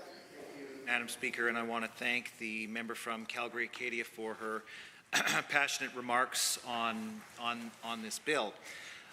It is incredibly concerning to me that the government seems to have three types of approaches to addressing the public problems that are facing the people of Alberta. And one, the first is to make it worse, and that's what we see with matters of affordability. You know, they're increasing insurance rates. They're not doing anything to control rent or make housing more affordable in this province, while also lining their own pockets and making sure that their rent bills are covered.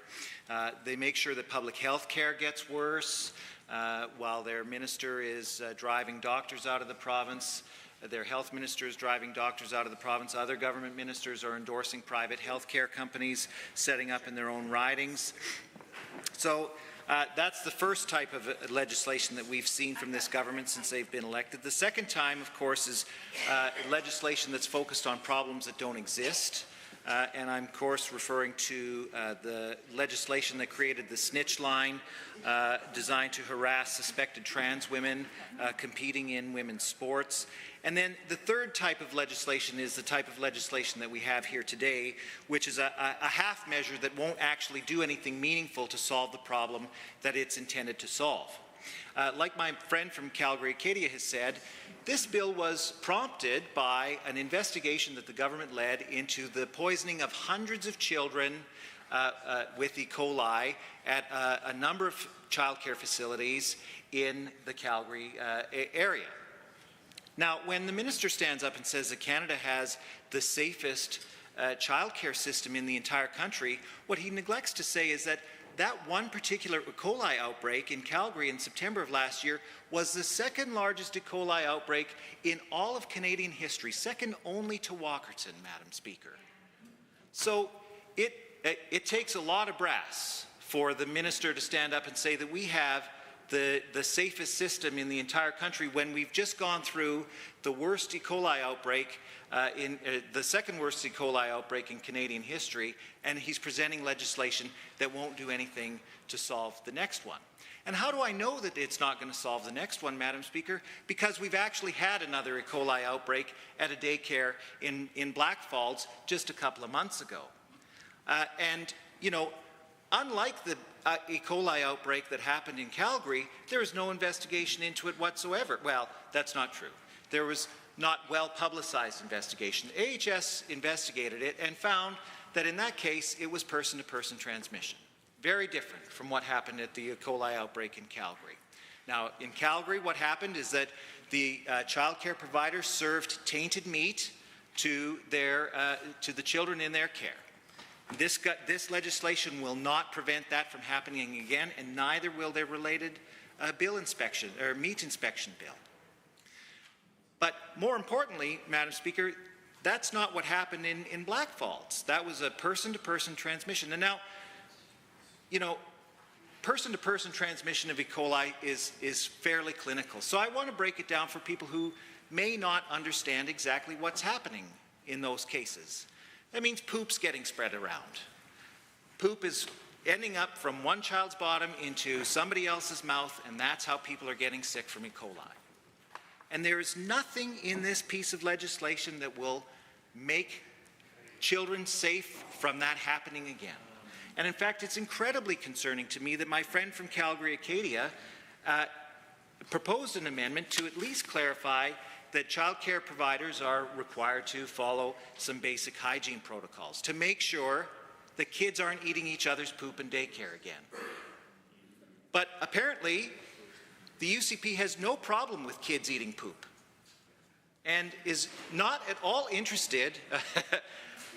Yes, the Minister from Sport and Tourism is incredibly predictable, and I suspect he has something to say. I wasn't sure if this was an intervention or a point of order. The Honourable Government House Leader. Actually trying to stop myself from laughing because of how outrageous I have to actually call this point of order. But it's obvious that the UCP is not interested in kids eating poop, Madam Speaker, and this is language that is certain to cause disruption in this chamber. If it wasn't so ridiculous and outlandish, it would be funny. It's partially why I'm laughing. But I mean, that is to suggest that our caucus, whether it's an individual, a member, or all of us, want kids or insist on kids or appreciate kids eating feces is totally out of bounds. And I would say that that would be a point of order and ask that member apologize and retract and refrain from using that kind of language in the future. The Honourable Member for Edmonton City Centre. Thank you, Madam Speaker. What I would say is this is a matter of debate. What the member is referring to is actual circumstances that we've had with tainted food that has been served to children. We are talking about a piece of legislation that is in response to that. We are talking about decisions of government as to which recommendations following that incident, which did involve E. coli, which does come, unfortunately, from human waste, making its way into food. So the member was referring to that in that context, and in the context of the concern about the government's choices and how it is responding to that. And again, referring in the collective to the UCP as the government. So in my view, this is not a point of order. There are words I don't want to say in response to this point of order, but most certainly this is a point of order. Saying things like the UCP doesn't care if kids eat poop is not helpful for decorum in this House and the level of debate in which these important matters deserve the respect, and so I ask the honourable member to apologize and withdraw and carry on with his remarks. Thank you, Madam Speaker, and I am truly sorry that the UCP doesn't care that kids are eating poop in daycare and won't do anything about it. So I withdraw the remarks. I apologize for the remarks, Madam Speaker. Thank you very much.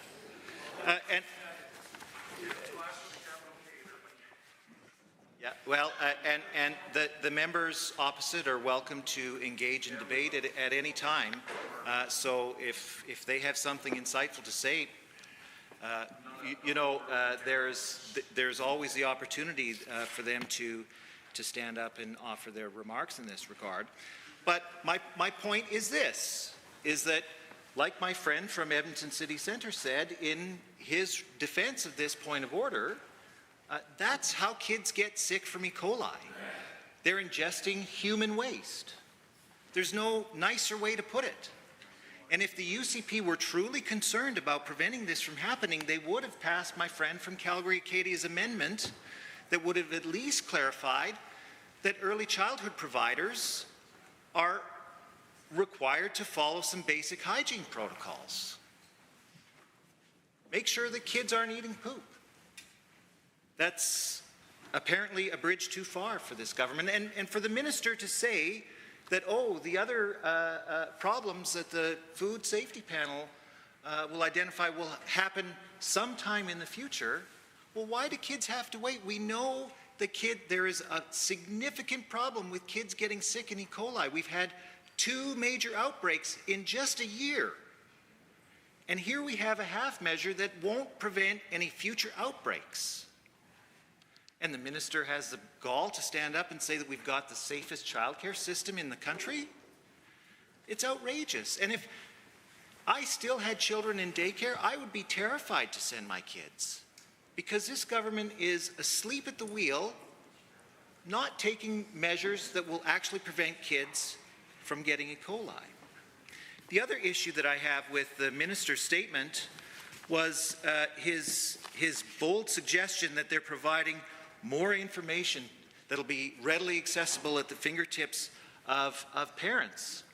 Well, I have a few thoughts on this government's willingness to share information with the public, Madam Speaker. So the child care file is one that has been so terribly mismanaged that in February of 2024, the Minister from Children's Services had that responsibility relieved of him, and it was transferred to the Minister for Jobs, Economy and Trade.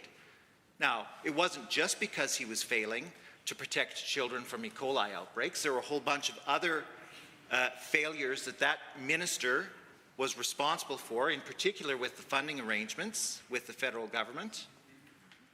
But regardless, that minister did such a terrible job that he lost his responsibility for looking after child care in this province, and it was transferred to the Minister of Jobs, Economy and Trade. And you know, we've seen this, how low the bar is for achievement here in this government. These guys all should be fired, in my opinion, but only the Minister of Children's Services has lost part of his responsibilities. He's done that bad a job. Now, when we tried to ask some questions about this E. coli outbreak at public accounts when Children's Services was there, even though the Deputy Minister, who was responsible for the system at the time that the E. coli outbreak happened, she refused to answer any questions. And government backbenchers bent over backwards to make sure that they could cover up for the Deputy Minister who was responsible for overseeing the service at the time. They actually took the extraordinary step of overriding a ruling from the chair to make sure that I couldn't ask any questions, that I couldn't dare to question the Deputy Minister who was responsible at the time for the largest E. coli outbreak in a childcare setting in Canadian history. It's outrageous. So for the minister to stand up and say, oh, we're doing so much to provide information to Albertans about what's going on in their childcare system, they won't even let their own deputy minister answer questions that the people of Alberta have the right to have answered. So I wish that the government would live up to the things that they're actually saying here. And take meaningful steps to address the problems. You know, I had a chance to review the Food Safety Panel report, and it provides some excellent recommendations. And I think had the government come forward in this session and implemented all of those recommendations, we could comfortably say that children would be safer in a childcare setting now than they were before this session started, but that's not what happened. Madam Speaker, between this and the meat inspection bill and Bill 28, there is no meaningful measures that this government is going to take to make sure that kids don't get sick from E. coli again. And it's cold comfort to the hundreds of children who attend daycare daily in my riding to know that the system is no safer now than it was before this session started, even though the government continues to insist that they're taking the issue seriously. You know, if they were to take the issue seriously, what we would see is more regular inspections of daycares to make sure that the food that they're serving is safe, to make sure that their hygiene protocols are sufficient to prevent E. coli from being spread around. And we would see meaningful investments into the system to make sure that we have enough people working in those daycares to actually implement these kinds of necessary safety protocols.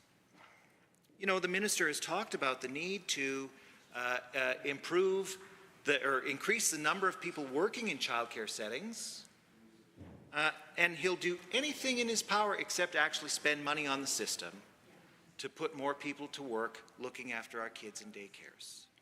Now, he's bringing forward legislation that clarifies that 16 and 17-year-olds can work in system, saying that that will somehow magically increase the number of people working in the system. Well, forgive me for saying that simply clarifying that what's currently happening is actually allowed to happen won't increase the number of people who want to go work in the system. You know, we need to make sure that the people who are looking after our kids get paid a wage that actually shows that we value the work that they do. But this government is not interested. They're not interested in paying fair wages to people who are doing that important work. They are interested in making sure that their board members get their salaries doubled. They are interested in making sure that the CEOs in the agencies, boards, and commissions that they oversee make $750,000 a year in what seems to be clear violation of the salary caps that are in place. They're absolutely certain to make sure that their rent is covered at a time of increasing inflation. But when it comes to increasing wages for people working in childcare settings, they got nothing to say. Absolutely nothing. So now here we are at the end of the debate on this bill. We've got half measures that will clarify language. We've got half measures that will do nothing to improve the actual safety of children in childcare settings. We've got some half measures that won't improve the qualifications for people working in childcare or improve the wages for people working in childcare. We've got nothing to actually increase the number of spaces in childcare. The childcare system is exactly the same today as it was the day that this bill is introduced. Will be exactly the same the day that this bill is proclaimed. There will be no meaningful changes. And mark my words, Madam Speaker, we're going to see another E. coli outbreak at some point before now and the next round of legislation. And then the minister's going to march into the House and introduce some other half measures to try to cover up for his failure to take meaningful steps right now that he could have taken that would have made children safer. The government should be ashamed of this legislation. And they really need to do better to make sure that our kids have a safe place to go during the day. But unfortunately, they can't get it from this UCP government. Okay, the members to the bill. The Honourable Member for Lac St. Anne Parkland. Yes, thank you, Madam Speaker, and rising to support Bill 25. I can't say it any better than the Minister. A lot of the items that we're trying to take care of, and to the member of Acadia, I really appreciate you being here. I appreciate you asking these questions and your obvious advocacy from across the aisle. Please direct your comments through the chair. Apologize, Madam Speaker, and through you to the member. Honestly, new member, she has some really great questions in here. She's obviously cares about kids, and I thought it would deserve a quick answer of walking through some of the processes because we've been asked that before in here. So when the member is asking why our side isn't standing up a ton and debating this, it's quite frankly, Madam Speaker, through you to the member from Acadia, we believe in the bill, we believe it's sound. We've had ample debate on our side. We've talked about policy with our government. And when you do a back of the napkin math in here, some folks were alluding to that earlier, it costs us around $5,000 a minute to be in this House, to all the support structure, to have this debate, to do these things. And we're both fiscally prudent on this. We want to make sure that we're spending the money wisely. We want to also make sure, Madam Speaker, through you to the member, that we get this bill in effect and try to help as many parents and families as quick as possible. So from you to her, appreciate her advocacy, but felt she deserved an answer of why we're not spending a lot of time on this side debating it, because it's a bill we believe in. We hope they would encourage them to support this bill and move it forward. Thank you, Madam Speaker. The honourable member for Edmonton South. Thank you, Madam Speaker. And yeah, you know, it's rising to speak on Bill 25, the Early Learning and Childcare Amendment Act, which aims to make changes to the Public Health Act and Safety Codes Act. You know, it's clear that this legislation is targeted to address some very real challenges we've been seeing in childcare over the last year. In particular, the devastating E. coli outbreak across 17 Calgary daycares impacted thousands of families last September. 356 cases of E. coli were confirmed, with 38 children being hospitalized. And, you know, just as a parent thinking about having used childcare and daycare and my kids being impacted, some of them permanently to their health, you know, this is something that all of us should be taking extremely seriously. And while it's good to see finally that this government is taking some of this seriously in this bill, however, better policy should have been in place to ensure that a situation to this degree never happened to children in Alberta and to their families, especially when there's been evidence that the government has exhibited gross negligence in safeguarding children in Alberta's childcare system. Despite the province's mandate for at least 2 inspections per year, a report shared in May of this year shows that over 20% of licensed daycares in Alberta with food services have not received a single inspection in more than a year. In more than a year. Like that, just listening to that is devastating as a parent. When I'm entrusting this government to make sure that the system is safe for my child and children to go to and other you know, families and Albertans and their children as they work hard every day to take care of their families and you know, put food on the table and pay their bills. And we can't even trust the system. Additionally, it is revealed that more than 40% of the daycares that were inspected violated food handling or hygiene standards. The most common violations were food handling, cleaning, and sanitation. So if the government wasn't able to stick to previous inspection deadlines, what in this bill will ensure that stricter compliance measures will actually be followed up? Especially when the number of children attending daycare in Alberta has already soared to about 35,000 since 2021. According to the most recent annual report from AHS, the total number of food safety inspections has fallen by about 15,000 per year since 2018. To make matters worse, AHS is still working through a backlog of inspections resulting from the pandemic. I mean, listening and just even saying these facts is shocking and devastating. Clearly, the UCP is already having trouble enforcing compliance. So how does Bill 25 change that? As my colleague, the member for Calgary-Acadia, said then, the delays in daycare inspections are egregious and incredibly dangerous. But not only has the UCP failed families and children, they've equally failed to support childcare facilities and business owners who provide services to families. I have spoken with several childcare facilities in Edmonton South and across the province who have been dealing with a multitude of challenges as they tried to provide quality childcare for children. And the most common theme revolves around the fact that other facilities are feeling the impacts of poor planning on the part of this UCP government. Not to mention an overall lack of communication and transparency when it comes to compliance.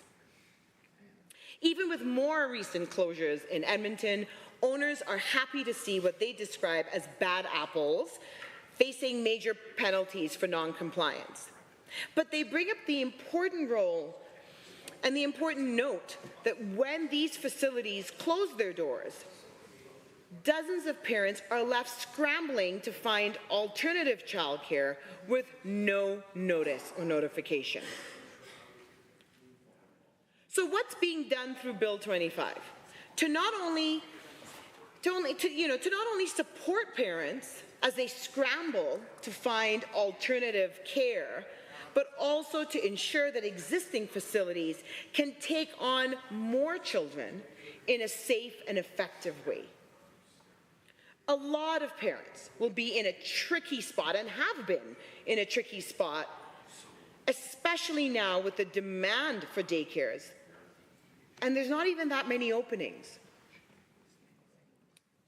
So when existing facilities are feeling the pressure of increasing demands for limited spaces, how does this bill solve that challenge? And what's worse is that many current providers who are fully compliant are eager to open additional facilities, but are dealing with the mountains of red tape and bureaucratic delays.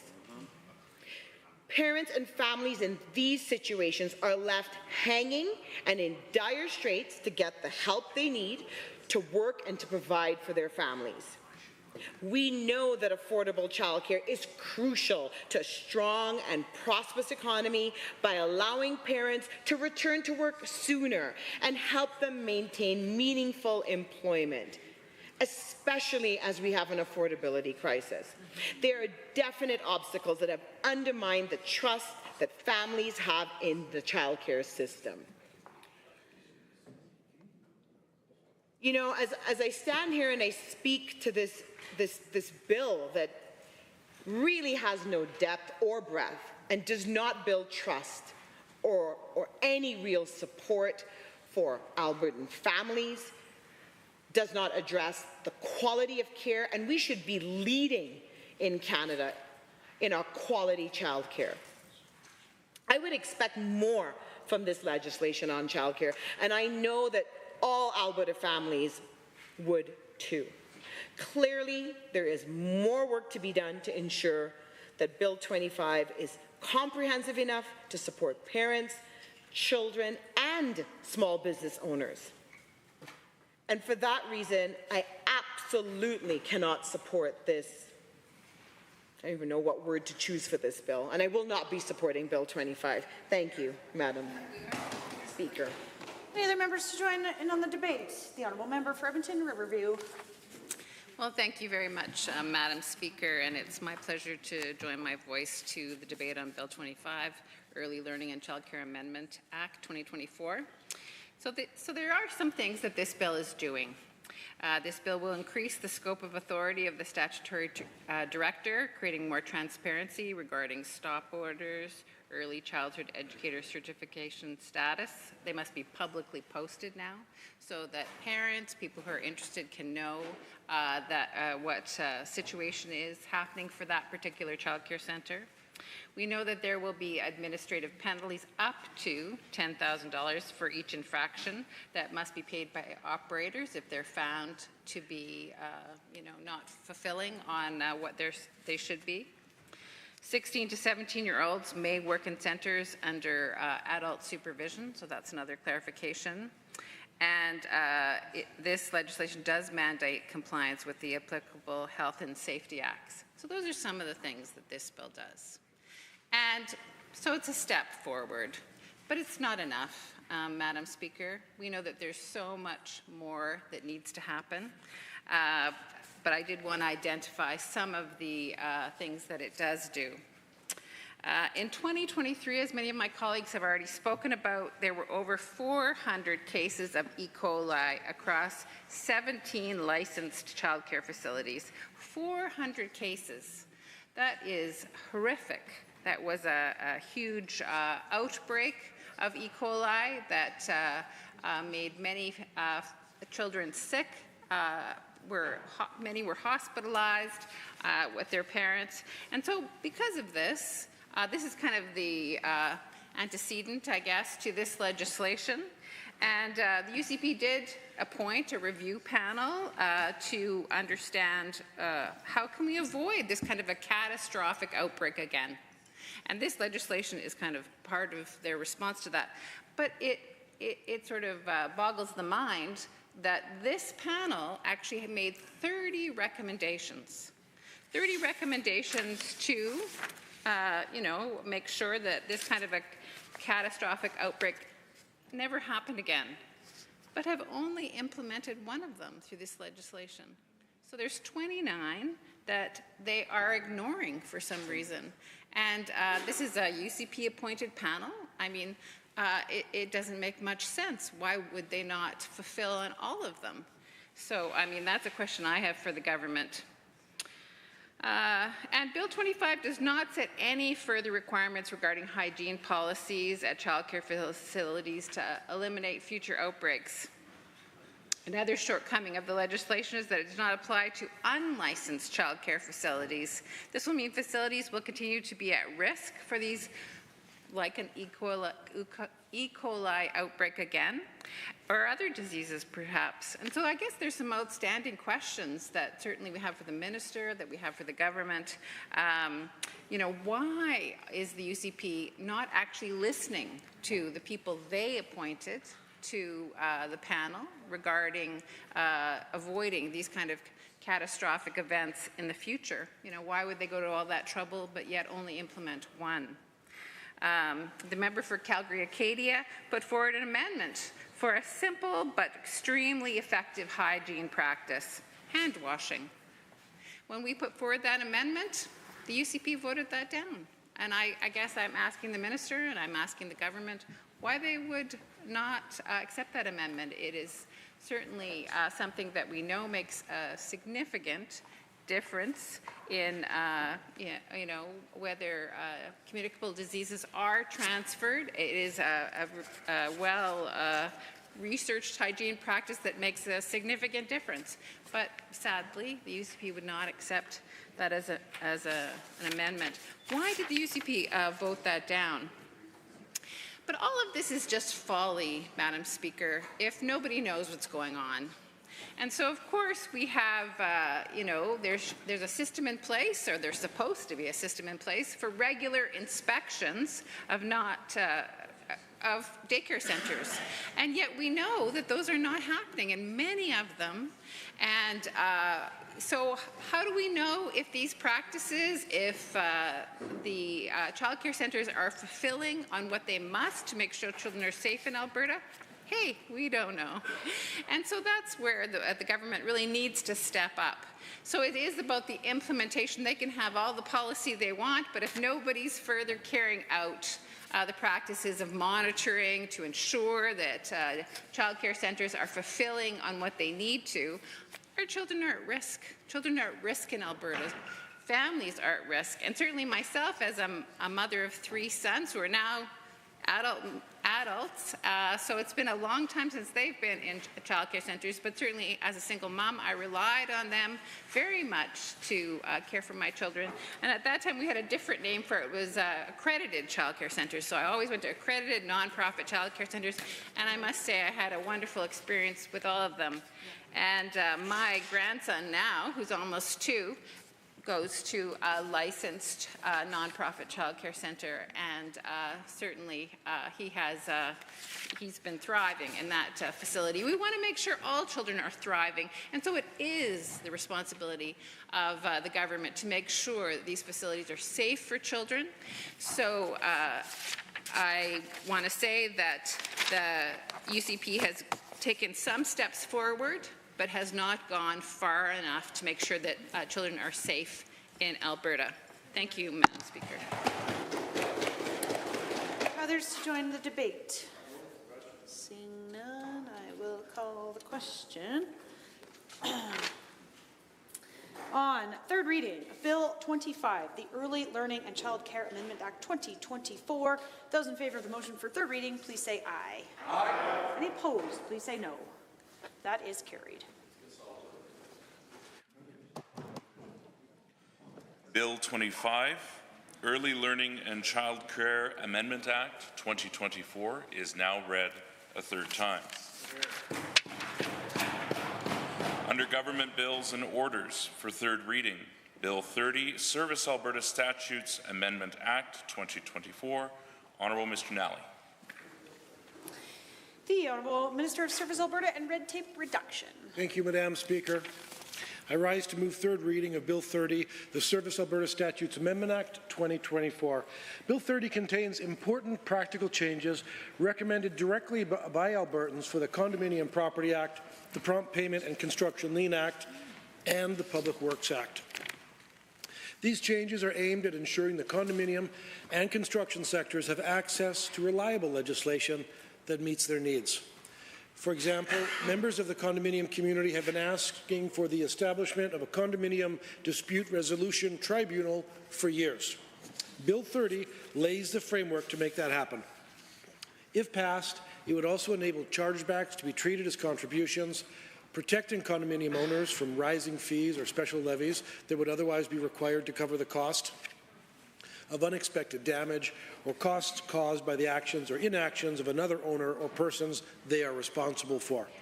Other amendments included in Bill 30 would strengthen condominium governance. This includes changes such as establishing a simple method for a vote for simple matters in condominium general meetings and providing greater protections for individuals serving on condominium boards from frivolous lawsuits. It would also enhance consumer protection by requiring a technical analysis of condominiums after construction is completed, which would support condominiums in their warranty claims and provide condominium board owners with information about the overall state of their condominium. Over 18% of Albertans live in condos. This bill addresses their concerns and well-being. Along with the condominium sector, we're also taking the opportunity to gather feedback from the construction industry that helped draft the amendments in Bill 30 related to the Prompt Payment and Construction Lien Act, as well as the Public Works Act. For starters, Bill 30 would address existing ambiguity around when a construction contract is considered to be complete and would make adjudication available for 30 days after the date of completion. We also heard that consulting professionals like architects and engineering firms would like the option to opt out of PPCLA holdback so they can get paid in full sooner. If passed, Bill 30 will make that possible. Would also provide more clarification around the adjudication process to ensure that adjudication remains an efficient option for dispute resolution. In addition, Bill 30 addresses the call to see the rules of the Prompt Payment and Construction Lien Act extend to government projects. If passed, these amendments would create a prompt payment framework for public construction projects under the Public Works Act. It would also introduce prompt payment timelines and adjudication to Government of Alberta projects. Mr. Speaker, Bill 30 is about making life easier for Albertans. We heard their input on how to shape this legislation to better meet their needs, and we took action. With that, Mr. Speaker, I'd like to thank all members for their thoughtful contributions to the discussions on this bill. Thank you. Are there any others wishing to speak? I will recognize the member from Edmonton, or from Calgary Northeast. Thank you, Mr. Speaker, for giving me the opportunity to speak on this bill. Mr. Speaker, this bill touches some important acts that have that are already existing in Alberta, and it makes some changes, amends them, and those include Condominium Property Act, Prompt Payment and Construction Lien Act, and Public Works Act. And this bill impacts the livelihoods of workers, subcontractors, contractors, and everybody working in that chain. And it is, we have been hearing from long time from these subcontractors, from these contractors, from these workers, that they need to be paid on time so that their business can be sustained, their workers can be paid on time, and they can hire more people.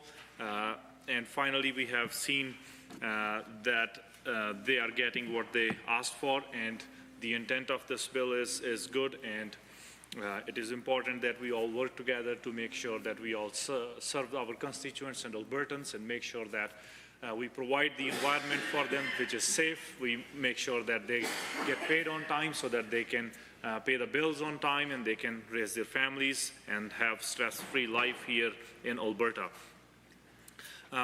Even though this bill is a step in the positive direction, but we are a bit late. Other provinces have already made these changes, including Ontario, including BC, even Saskatchewan and Manitoba have taken important steps to amend these acts. And I'll start with Condominium Dispute Resolution Tribunal.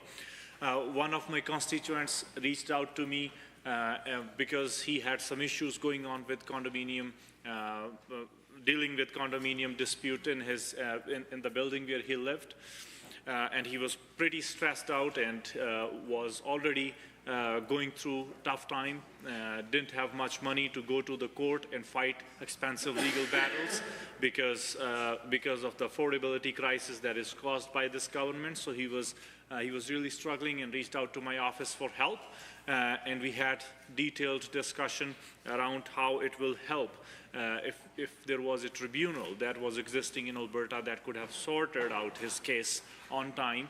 Unfortunately, that was not the case back then, but I am glad that we are finally having that tribunal that will help Albertans to navigate their cases. Mr. Speaker, just having the tribunal or just having any government program is one thing, and it is a good thing.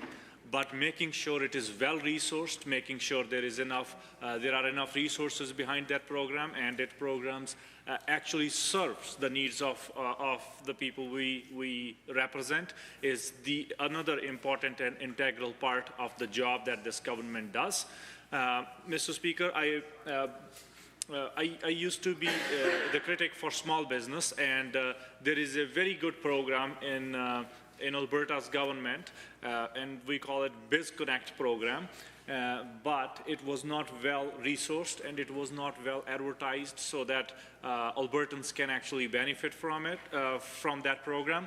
So what I mean to say here, Mr. Speaker, is that having a program is a good thing, but making sure it is actually properly advertised to Albertans and it is actually well-resourced is another thing. So there are many other good programs that Alberta government has, but unfortunately they are not well-resourced. So I hope that going forward, this tribunal will be well-resourced, and the starting point is $8 million, which has been already mentioned under this bill, which is again a step forward, but just having that $8 million will not be enough for the long term. So we need to look into it in detail, because as I mentioned, that livelihoods, mental health, everything depends on this.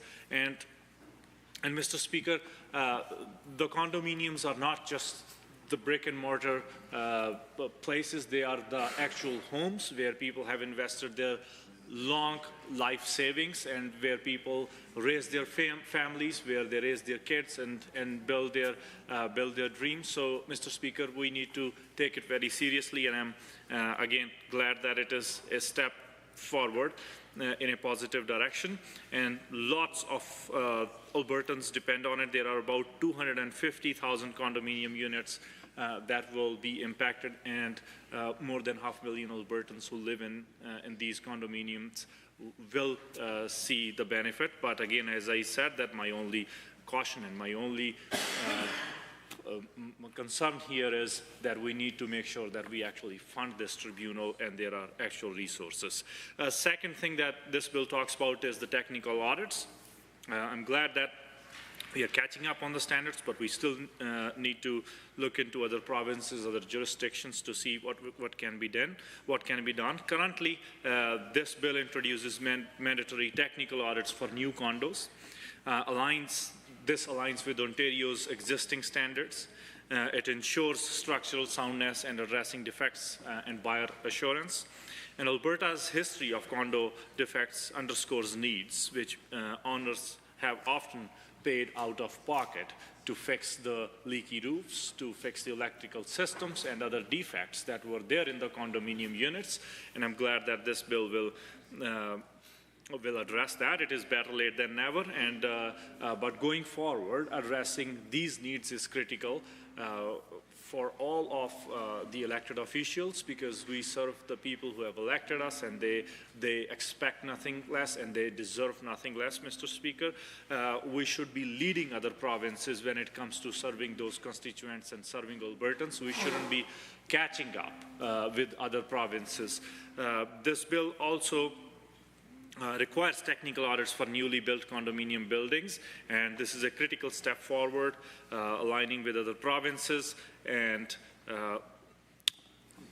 we should not ignore that Albertans have already gone through lots of stressful times just because there were not enough technical audits present at that time, and it was a really difficult time for them, and we could have done this earlier.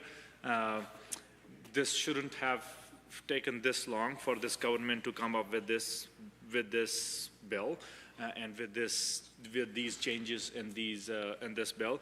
Mr. Speaker, that is why we always stress on this issue that we need to talk about the issues that matter to all Albertans. We need to talk about the issues that help Albertans instead of talking about anti-trust bills, instead of talking about Bill of Rights, which help nobody except few people who were involved in the AGM of the other side of the House. But we should not be discussing those issues. We should be discussing the issues like this bill, which will actually have impact on Albertans' lives.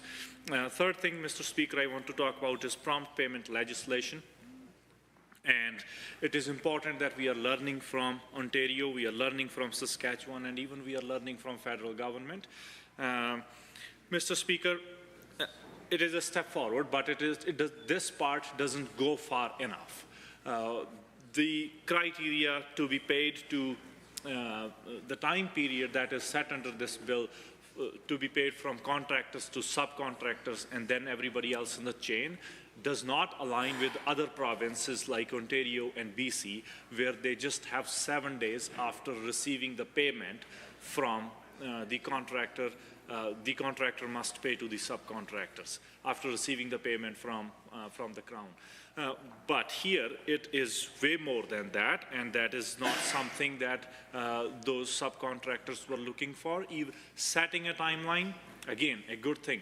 But setting a timeline that doesn't help anybody is not a good thing, Mr. Speaker. So we need to make sure that we set a timeline after consulting with those subcontractors, and I'll make sure that this aligns with other provinces like Ontario, like federal government, like BC, Saskatchewan. Mr. Speaker, that would be something that could help those subcontractors. So I would request the Minister to consider changes and changing this bill so that we set that timeline to 7 days instead of more than 30 days. And this is something that can be changed in this bill. And when workers and subcontractors leave their homes, go to work in different places, they don't know the details of everything that's going on. All they do is they go out and work honestly, do their best, and they expect the payment. So they, unfortunately, in this bill, the P3s are not covered. This bill will not apply to the P3 projects, and we need to make sure that all the workers, all the contractors, all the subcontractors working on those P3 projects should also be paid on time and should also be allowed and should also be helped to run their businesses safely and to make sure their workers get paid on time. The fourth thing that I want to talk about this bill, Mr. Speaker, is adjudication and legal clarity in the Public Works Act. So this bill allows adjudication and court actions to run concurrently for faster resolution, aims to cut legal backlog following other provinces' practices. Adjudication is progress, but oversight and accountability in projects are still lacking, Mr. Speaker. It's important that we lower the backlog on our courts, but at the same time, we need to have oversight on what other methods that we are looking at. So this bill needs to look at that as well. The amendments made in the Public Works Act, they aim to improve the adjudication process for public works disputes, and by allowing adjudication to proceed concurrently with court action and making determination binding, the government hopes to expedite dispute resolution and reduce the legal backlog, which is a good thing, and this aligns with practices in other provinces that seek to simplify and accelerate dispute handling in the public sector. While this step is in the right direction, adjudication alone cannot address the broader inefficiencies in Alberta's public works projects. Alberta also needs to work to address the insufficient project oversight, coordination issues, and bureaucratic bottlenecks.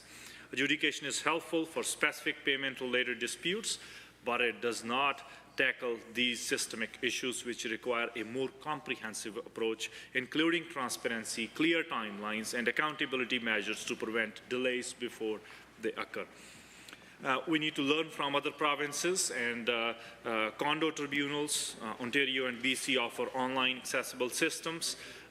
We need to look at that. We might not be copying them, I'm not suggesting that, but we need to make sure that we look at their models, online models, make sure that this tribunal is available and accessible to people with disabilities, and make sure that people are able to use it online, and it should be easy for them to file their concerns. Second thing, Ontario's technical audits serve as an early warning system for condo buyers. Alberta's adoption of this requirement is essential, but to truly protect condo owners, the government should establish strict penalties for developers who fail to meet standards or ignore defects uncovered in these audits. We should be as diligent in protecting homeowners as we are in supporting those developers. So we need to make sure that we stand up for people who have elected us, and we need to make sure that we represent them. Prompt payment, again, as mentioned, Ontario's prompt payment standards have become the benchmark across Canada. Alberta's alignment with these timelines is commendable, yet the exemption for P3 projects undermines this progress.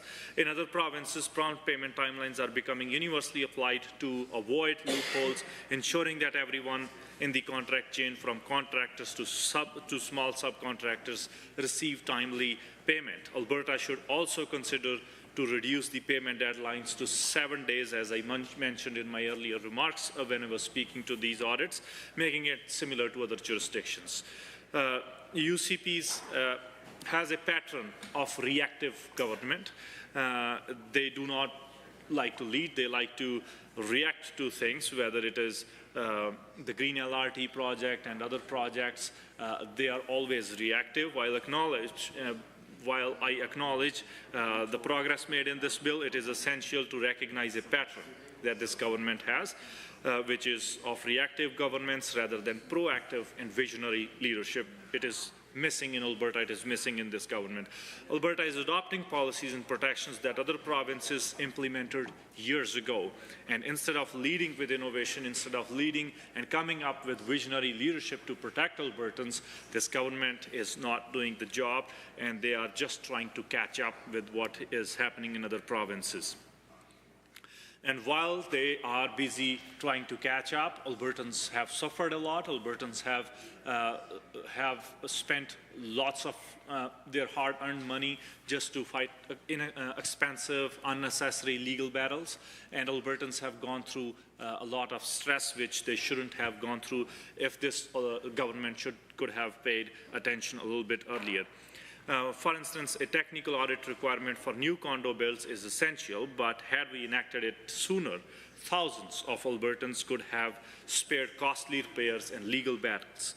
The prompt payment rules are necessary, but by excluding P3 projects, the government still is leaving so many contractors, workers, subcontractors vulnerable. So a proactive approach is needed in this province. A visionary leadership is needed in this province rather than a reactive leadership, rather than catching up with what other provinces have done. So we need to move forward with progressive solutions.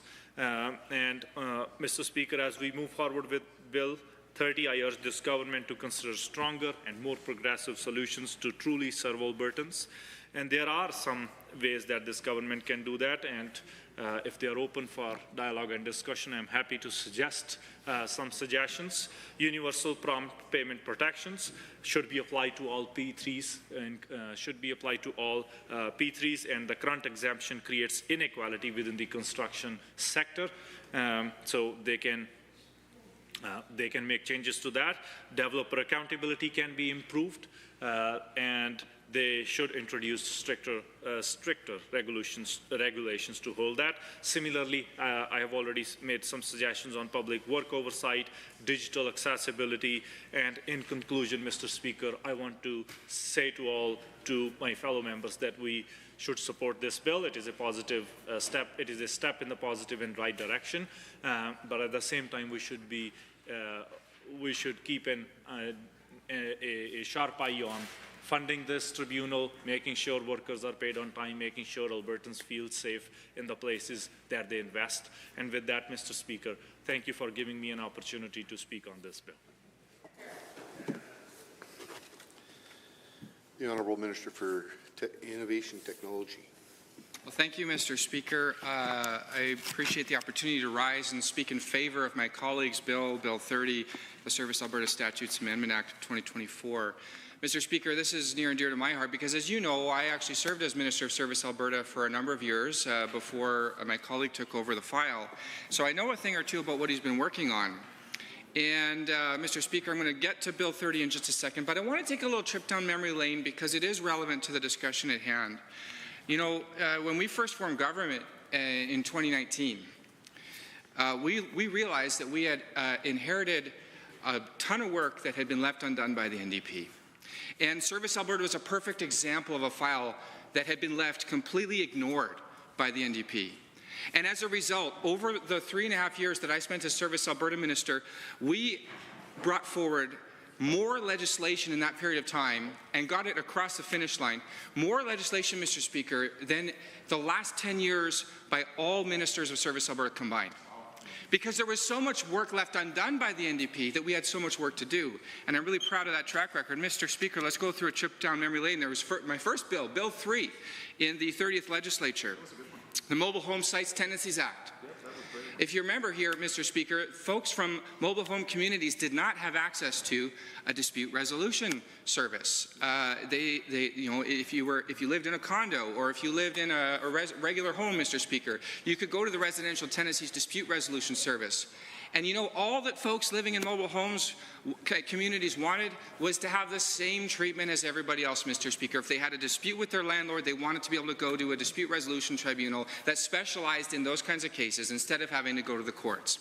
And you know, this got really heated in that session, Mr. Speaker, because the members opposite kept criticizing us for taking so long to deal with this, when in fact at the very beginning of our term we dealt with it.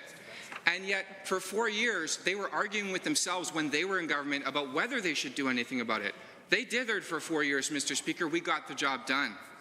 And then we went on Bill 11, the Tennessee Statutes Emergency Provisions. This was in the middle of COVID, Mr. Speaker, not my favorite period of time, but we brought forward legislation to make sure that there was some relief for folks who were unable to pay their rent because of some of the challenging restrictions imposed during COVID. This was a temporary measure, Mr. Speaker, and it saved so many folks a ton of heartache. We acted quickly because we knew that folks needed action. And that is, again, something the NDP never did in their term. They did not know how to act quickly. They did not know how to deliver results. They did not know how to get legislation passed that would help people. Mr. Speaker, next on Bill 20 in the same session. This was my third bill in the same sitting. The Real Estate Amendment Act. Mr. Speaker, when I first became minister, I learned that the real estate community had been begging the previous government to modify and change and update the real estate regulatory environment. And that government at the time had completely ignored their calls for action. So in my first term, Mr. Speaker, in my first sitting, Mr. Speaker, we got legislation done in order to deliver results for them, and we restructured the way in which the real estate industry was regulated. And it has been working so much better ever since. Mr. Speaker, then we went on Bill 28. This is one of my personal favorites, the Vital Statistics Amendment Act, dealing with ensuring that convicted sex offenders, Mr. Speaker, could never hide from their past and hide in our communities and change their name, Mr. Speaker. Mr. Speaker, this is what good government looks like. We find a problem and we solve it. And we realize that if a convicted sex offender could change their name, they could hide in a community, and they could hide their history from families and law-abiding citizens. That's not acceptable, Mr. Speaker. And guess what? Now in Alberta, that can't happen. And you know what, Mr. Speaker? Other provinces like Ontario are following our lead and joining us in implementing the strongest protections for their citizens, just like we already did. Then, Mr. Speaker, Bill 37, the original prompt payment legislation, which I know this legislation that the Minister of Service Alberta and Red Tape Reduction that we are talking about today is building upon that foundation. Again, this was something that I heard loud and clear in my first term, that the members opposite, the NDP, when they were in government, completely ignored the concerns of the construction industry at large in saying, you know what, we need to have prompt payment regulations and controls to ensure that folks get paid in a timely manner and that everyone knows what the rules are and everyone plays by the rules. Well, Mr. Speaker, I worked for almost 2 years on that file, working in-depth consultation with industry, and we got that first foundation laid. And what I told folks at the time was, you know what, it may not be perfect, but we've listened, we've worked with you, you've had input, and everybody is getting an improvement. And now we'll monitor it for a little while, and if it needs some adaptation or some changes, we'll make sure we work with you to deliver those changes. That's exactly what the Minister of Service Alberta and Red Tape Reduction is doing, building on that foundation from that first term. Then, Mr. Speaker, after Bill 37, let's talk about Bill 53, another Vital Statutes Amendment Act, or Vital Statistics Amendment Act, which was required to clean up a bunch of issues that had been left behind. And then let's get on, what that one was actually about, allowing for virtual meetings. This one was super important. It was, again, during the pandemic, and we needed to make sure that not-for-profits had the ability to conduct official business through virtual meetings so that they didn't lapse when it came to filing their corporate documents with the registries. Bill 61, the Virtual Statutes Amendment Act, about dangerous offenders. We wanted to say, you know what, we learned so much from the sex offender name change legislation. Now we made sure that dangerous offenders couldn't change their names, again, to strengthen protections for families in Alberta. And the last one, Mr. Speaker, Bill 84, the Business Corporations Amendment Act. This was, again, to make Alberta one of the most attractive jurisdictions in North America to start a business. This is all the legislation that we got done in our first term, in my first 3.5 years as Service Alberta Minister, more than all of the ministers of Service Alberta in the previous 10 years combined. So when the member opposite talks about, oh, you know what, there's some good work being done here in the Minister of Service Alberta and Red Tape Reduction's Bill 30, but it took too long, and, oh, they should have acted faster. Well, you know what, the members opposite, when they were in government, they did nothing. They did nothing on the Service Alberta file, and I wouldn't trust them to get this kind of work done. It's a good thing that Albertans didn't trust them either, and they sent us here to do the job instead. But, Mr. Speaker, let's talk a bit about Bill 30 that is now before us here. Why do I support it? Well, you know, Mr. Speaker, one of my only regrets from my time as Service Alberta Minister is that I wasn't able to get the Condo Dispute Resolution Tribunal across the finish line. I know how important this is because I spoke with so many folks from across this province about how important this was going to be. And I knew that this would touch so many lives. Mr. Speaker, I don't know if you've ever lived in a condo, but I sure did for 5 years, and I spent 2 years on my condo board. And the fact is that living in condos is an important option for so many families. 500,000 Albertans live in condos, Mr. Speaker. And the challenge that they had is that they needed to have an option to deal with disputes, whether it be between the condo board and a resident, or there's just so much that needs that this kind of legislation can help with. And so I'm so proud of the Minister of Service Alberta and Red Tape Reduction for building on that foundation and getting that work across the finish line for the benefit of so many Albertans, Mr. Speaker.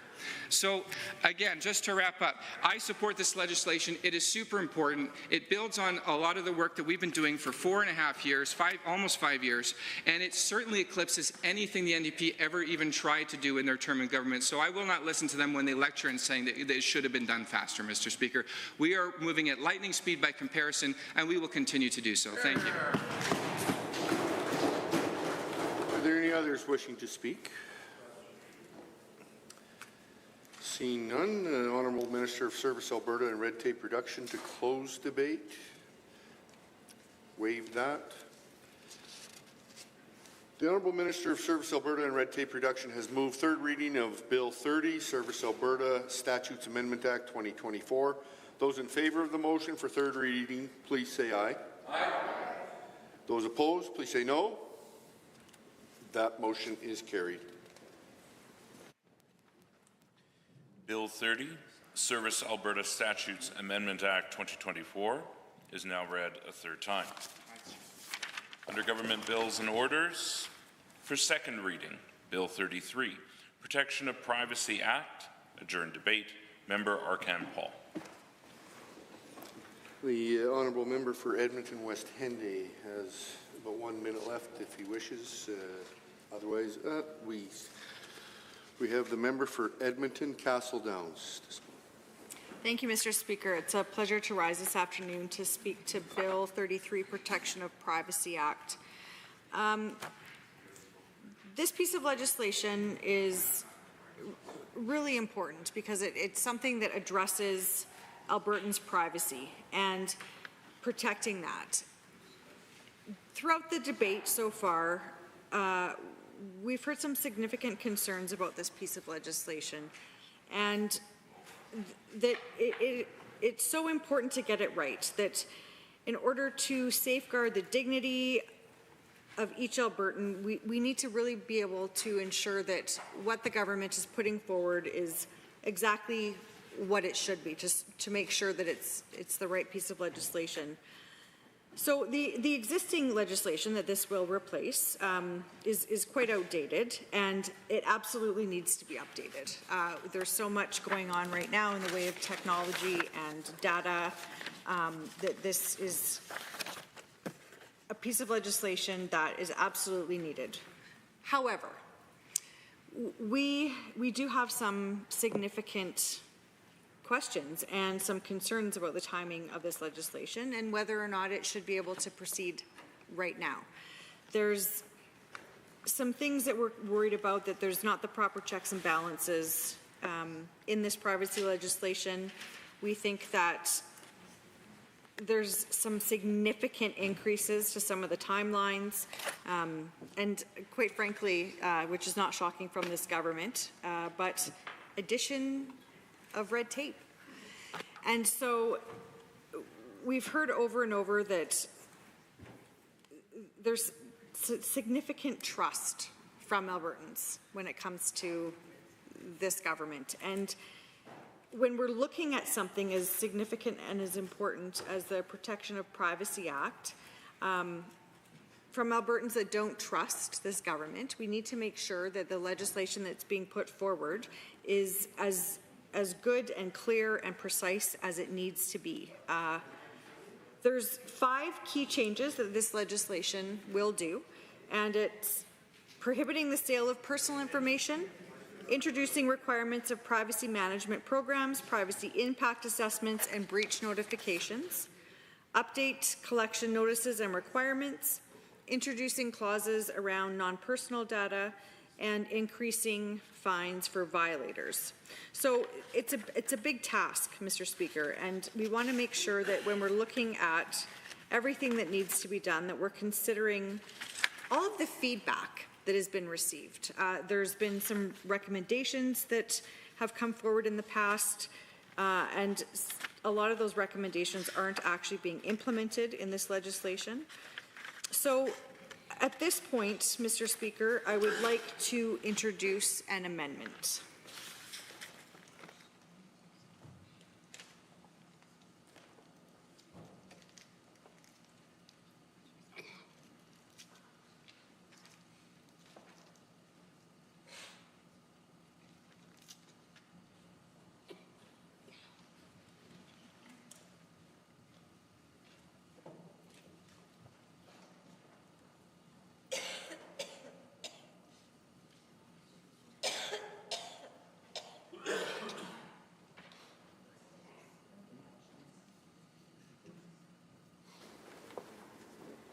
The member may proceed. Speaker. So this amendment related to Bill 33, Protection of Privacy Act, says that I will move the motion for second reading to Bill 33, Protection of Privacy Act, be amended by deleting all of the words after that and substituting the following. Bill 33, Protection of Privacy Act, be not now read a second time, but that it be read a second time this day, 6 months hence. So we're not saying that this bill shouldn't proceed. What we are concerned about is that the feedback that's been provided to this government, specifically from Alberta's Information and Privacy Commissioner, be considered. And this amendment would allow the opportunity for government to perhaps consider some of the important feedback that should be determined or considered when moving forward with this legislation, so that we're not in a position where we're reopening it up and bringing it back into the House. We want to make sure that the best sort of checks and balances are in place when it comes to supporting privacy.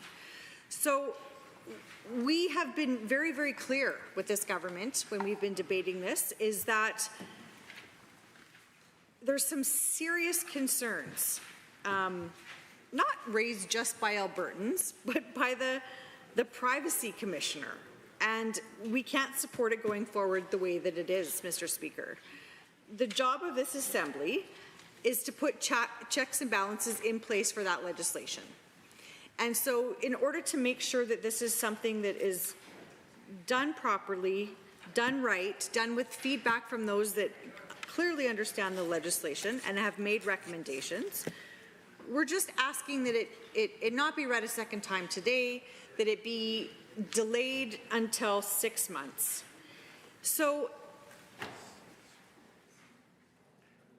some of the concerns that the Privacy Commissioner has raised is that this legislation is quite vague. And so we want clear legislation around privacy. I think that is a very clear way to have privacy legislation. It needs to be clear, specific, and not vague. The other piece is that it'll add increases to some timelines and the addition of unnecessary steps, like I had mentioned regarding red tape. Perhaps if every minister looked at the importance of reducing red tape and not leaving it up to one minister, they could have caught this. However, this government has felt that it was important to have one minister do the work instead of all of their ministers doing the work, and so here we are with the possibility of creating some unnecessary red tape for a piece of legislation that should be very clear and no barriers included.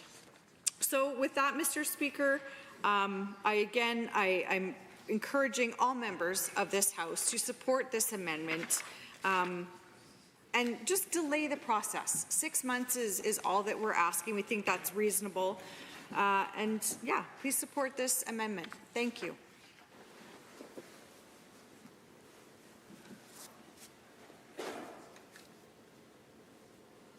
Member from Edmonton Castle Downs has introduced a what's referred to as a hoist amendment. I will seek further speakers. The member from Edmonton Southwest. Thank you, Mr. Speaker, and I want to thank the member from Edmonton Castle Downs for the amendment. I think this bill presented before us, it also presents an opportunity.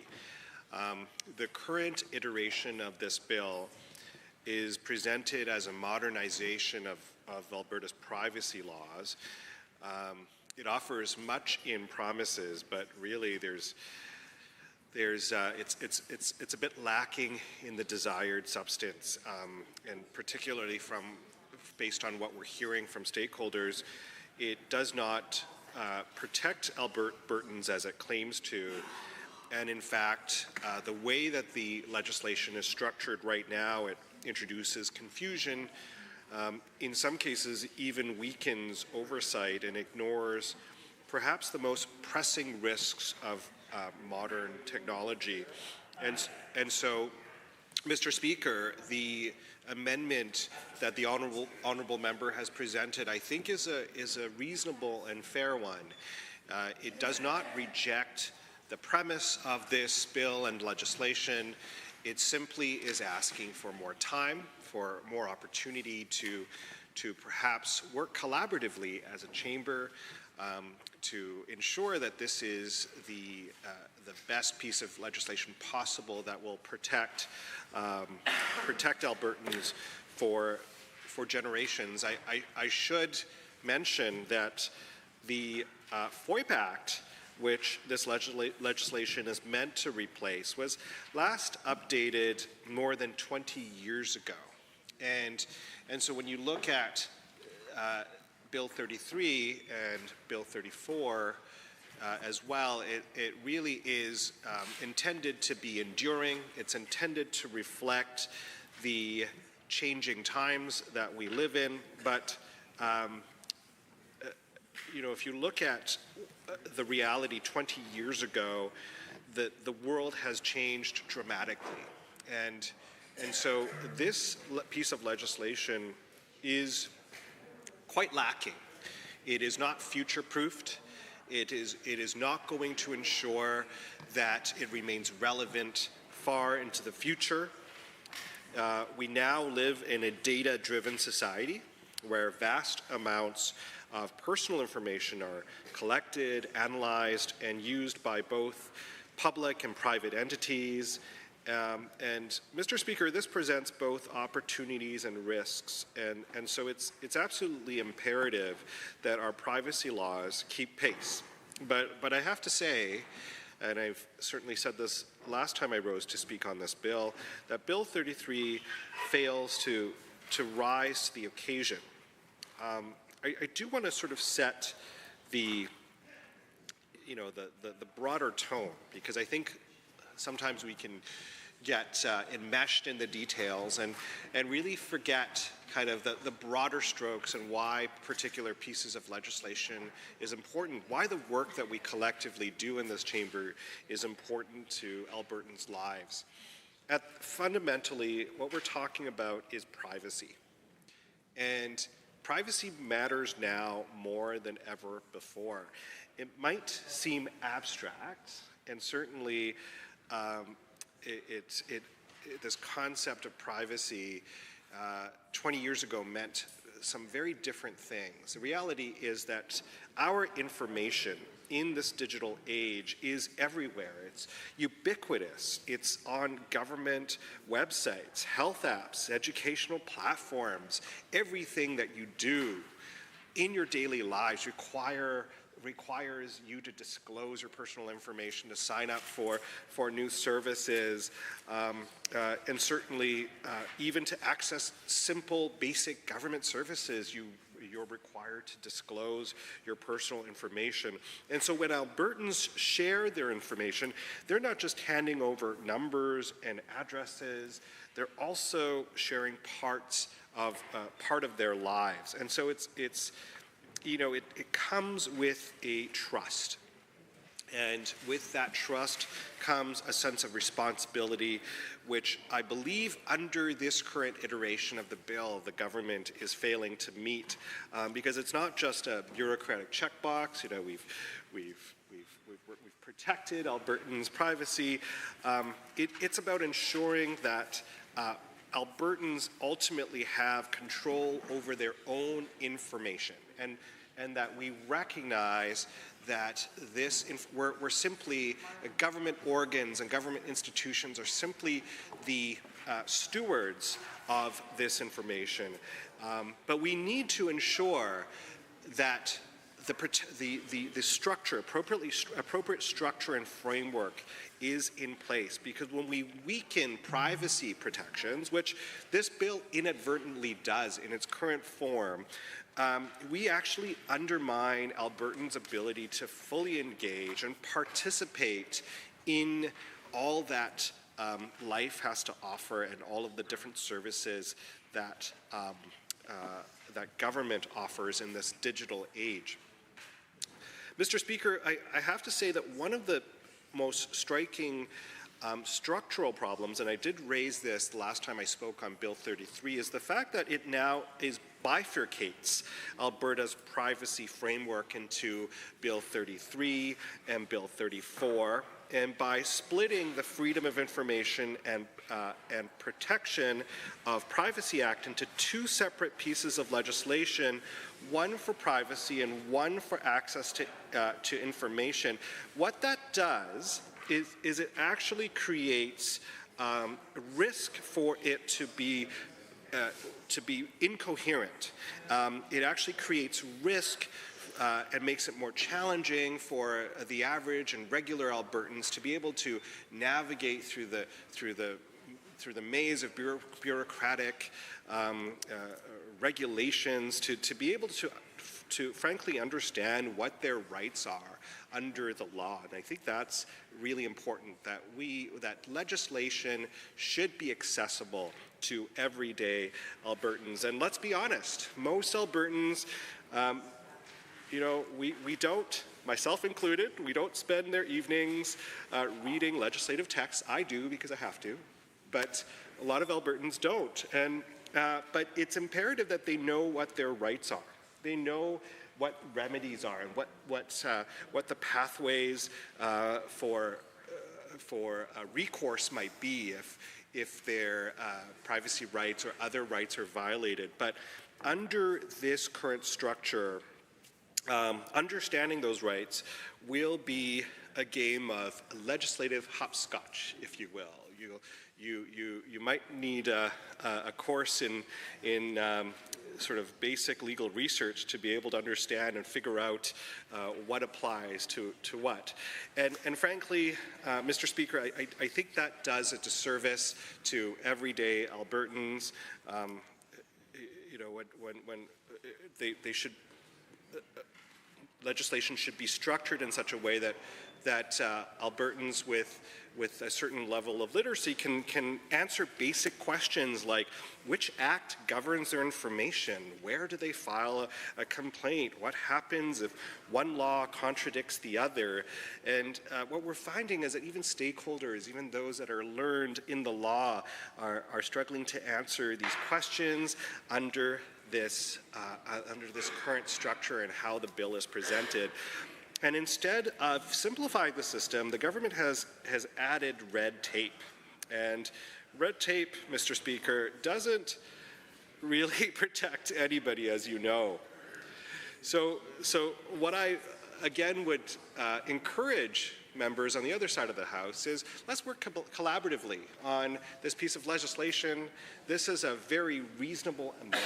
It asks for time. It asks for the opportunity, in fact, to collaborate as a chamber and do what's right for Albertans. I want to talk a little bit about the foundation of trust. And I opened earlier to talk about why privacy is so important. We live in a digital age where trust is really at the foundation of society. Everything is based on trust. When you hand over your information, the fact that you're driving in a car and you stop at a red light, you trust, based on just the fact that you're following traffic laws, that others will as well. Our whole society is predicated on trust. And so when it comes to trust, we need to make sure that there are organs of oversight and those checks and balances. And what has happened under Bill 33 is that the role of the Information and Privacy Commissioner, which also existed as a carryover from the original FOIP Act, that particular role is actually weakened. And this bill strips the commissioner of key powers. It limits the ability to audit compliance, to oversee privacy management programs, to enforce breach notifications. And frankly, Mr. Speaker, that is unacceptable. That isn't going to strengthen this piece of legislation by limiting the ability for the Privacy Commissioner to do her work. And I also have to say that the most glaring example of this bill's approach is on data breaches. Under Bill 33, public bodies will actually decide for themselves whether a breach is significant enough to report. And the threshold is a very particular legal term that frankly is open to all sorts of interpretation. The threshold is a reasonable person test. It's vague, it's subjective, and frankly, Mr. Speaker, when things are vague and subjective, it's open to abuse. And Albertans deserve better. No Albertan is going to spend their evenings trying to prove their case and trying to use this reasonable person test. It needs to be accessible, it needs to be transparent, and again, breach reporting should be automatic, it should be comprehensive, and it should be, again, I'll use the word transparent. That's just the structure of the bill. We're just talking about sort of the basic design of the bill, which is flawed fundamentally. But we haven't even talked about the future proofing of a piece of legislation that is intended to stand the tests of time.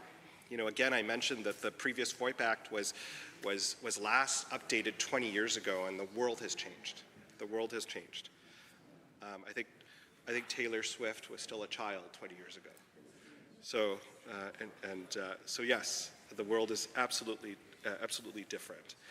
But let's also turn to the elephant in the room, and that is the impact of artificial intelligence, of technologies and methods like data matching and automated decision making. These are no longer futuristic ideas, Mr. Speaker. These are very much part of our lives, whether we realize it or not. It's very much here, shaping how not just private companies operate, but actually how public bodies operate. How many of us in this chamber have used tools like ChatGPT? And other tools where artificial intelligence and algorithms are used. These tools, these technologies are shaping how public bodies operate and how decisions are made about Albertans. And yet, Bill 33, in such a ubiquitous aspect of our daily lives, in modern Albertans' lives, it does nothing to address these kinds of technologies. It doesn't, for example, require transparency when automated systems are used to make decisions, and it doesn't clearly provide any recourse for Albertans affected by those decisions, and it doesn't address, for example, how personal data might be used or misused to train AI systems. And I've given different scenarios before, but I'll give one during this time as well. Imagine this scenario: an Albertan applies for a government service, but their application is denied because of an algorithm. We might actually conceivably see that in government HR processes, for example, that might sort through hundreds of, or thousands in some cases, of resumes and applications to find applicants, suitable applicants. And let's say in this case an algorithm is used, but there's no explanation. There's no appeal process. A person who potentially, thank you, Mr. Speaker. Are there others wishing to speak to the amendment? The member from Edmonton Decor. Thank you, Mr. Speaker. I rise to speak to Bill 33, Protection of Privacy Act. The protection of Alberta's privacy is Albertans' privacy is very important matter. Proper privacy legislation is important for safeguarding the dignity of each and every Albertans, and this is something that we all in the Assembly agree on. The challenge is on Bill 33 is that there are quite a number of loopholes that the bill doesn't address. And I want to highlight some of the concerns. My colleague, the member for Edmonton Southwest, has already articulated eloquently very well around the era that we are in when it comes to the importance of information protection, privacy protection, information bombardment, and all those kind of things, the digitization of everything, and the risk that this has on our privacy. So what are the concerns of Bill 33? Mr. Speaker, the bill is weakening the oversight of protections. This is a time when you want to strengthen the oversight of protections. It's not a time when you want to weaken the oversight of privacy protections. The bill undermines the Office of the Information and Privacy Commissioner. It reduces the ability to oversee the office and enforce privacy protections. So the Commissioner has raised the significant concerns that the bill does not introduce meaningful updates to the province's privacy regime. So, and then there is lack of mandatory breach notifications. Think about, Mr. Speaker, when despite the claims from the Minister that there is no requirement to notify Albertans directly if the personal information is compromised. Albertans deserve to know when their data is at risk. Really, that is a cornerstone of what we need to address. Trust and transparency require, as my colleague has already mentioned, transparency. It requires clear, mandatory breach notification process, which Bill 33 does not provide and doesn't give the room on that. There is an introduction of, you expect this is a government that will reduce red tapes or blue tapes, whatever color tape you can call it, but it introduces within this bill a red tape by new timelines and unnecessary steps complicating the processes and creating a bureaucratic hurdles. This added kind of makes an additional red tapes that undermines efficiency and could delay access to information for Albertans. Hesitate to interrupt, but pursuant to Standing Order 4, subsection 2, the Assembly stands adjourned until Monday afternoon at 1:30 p.m.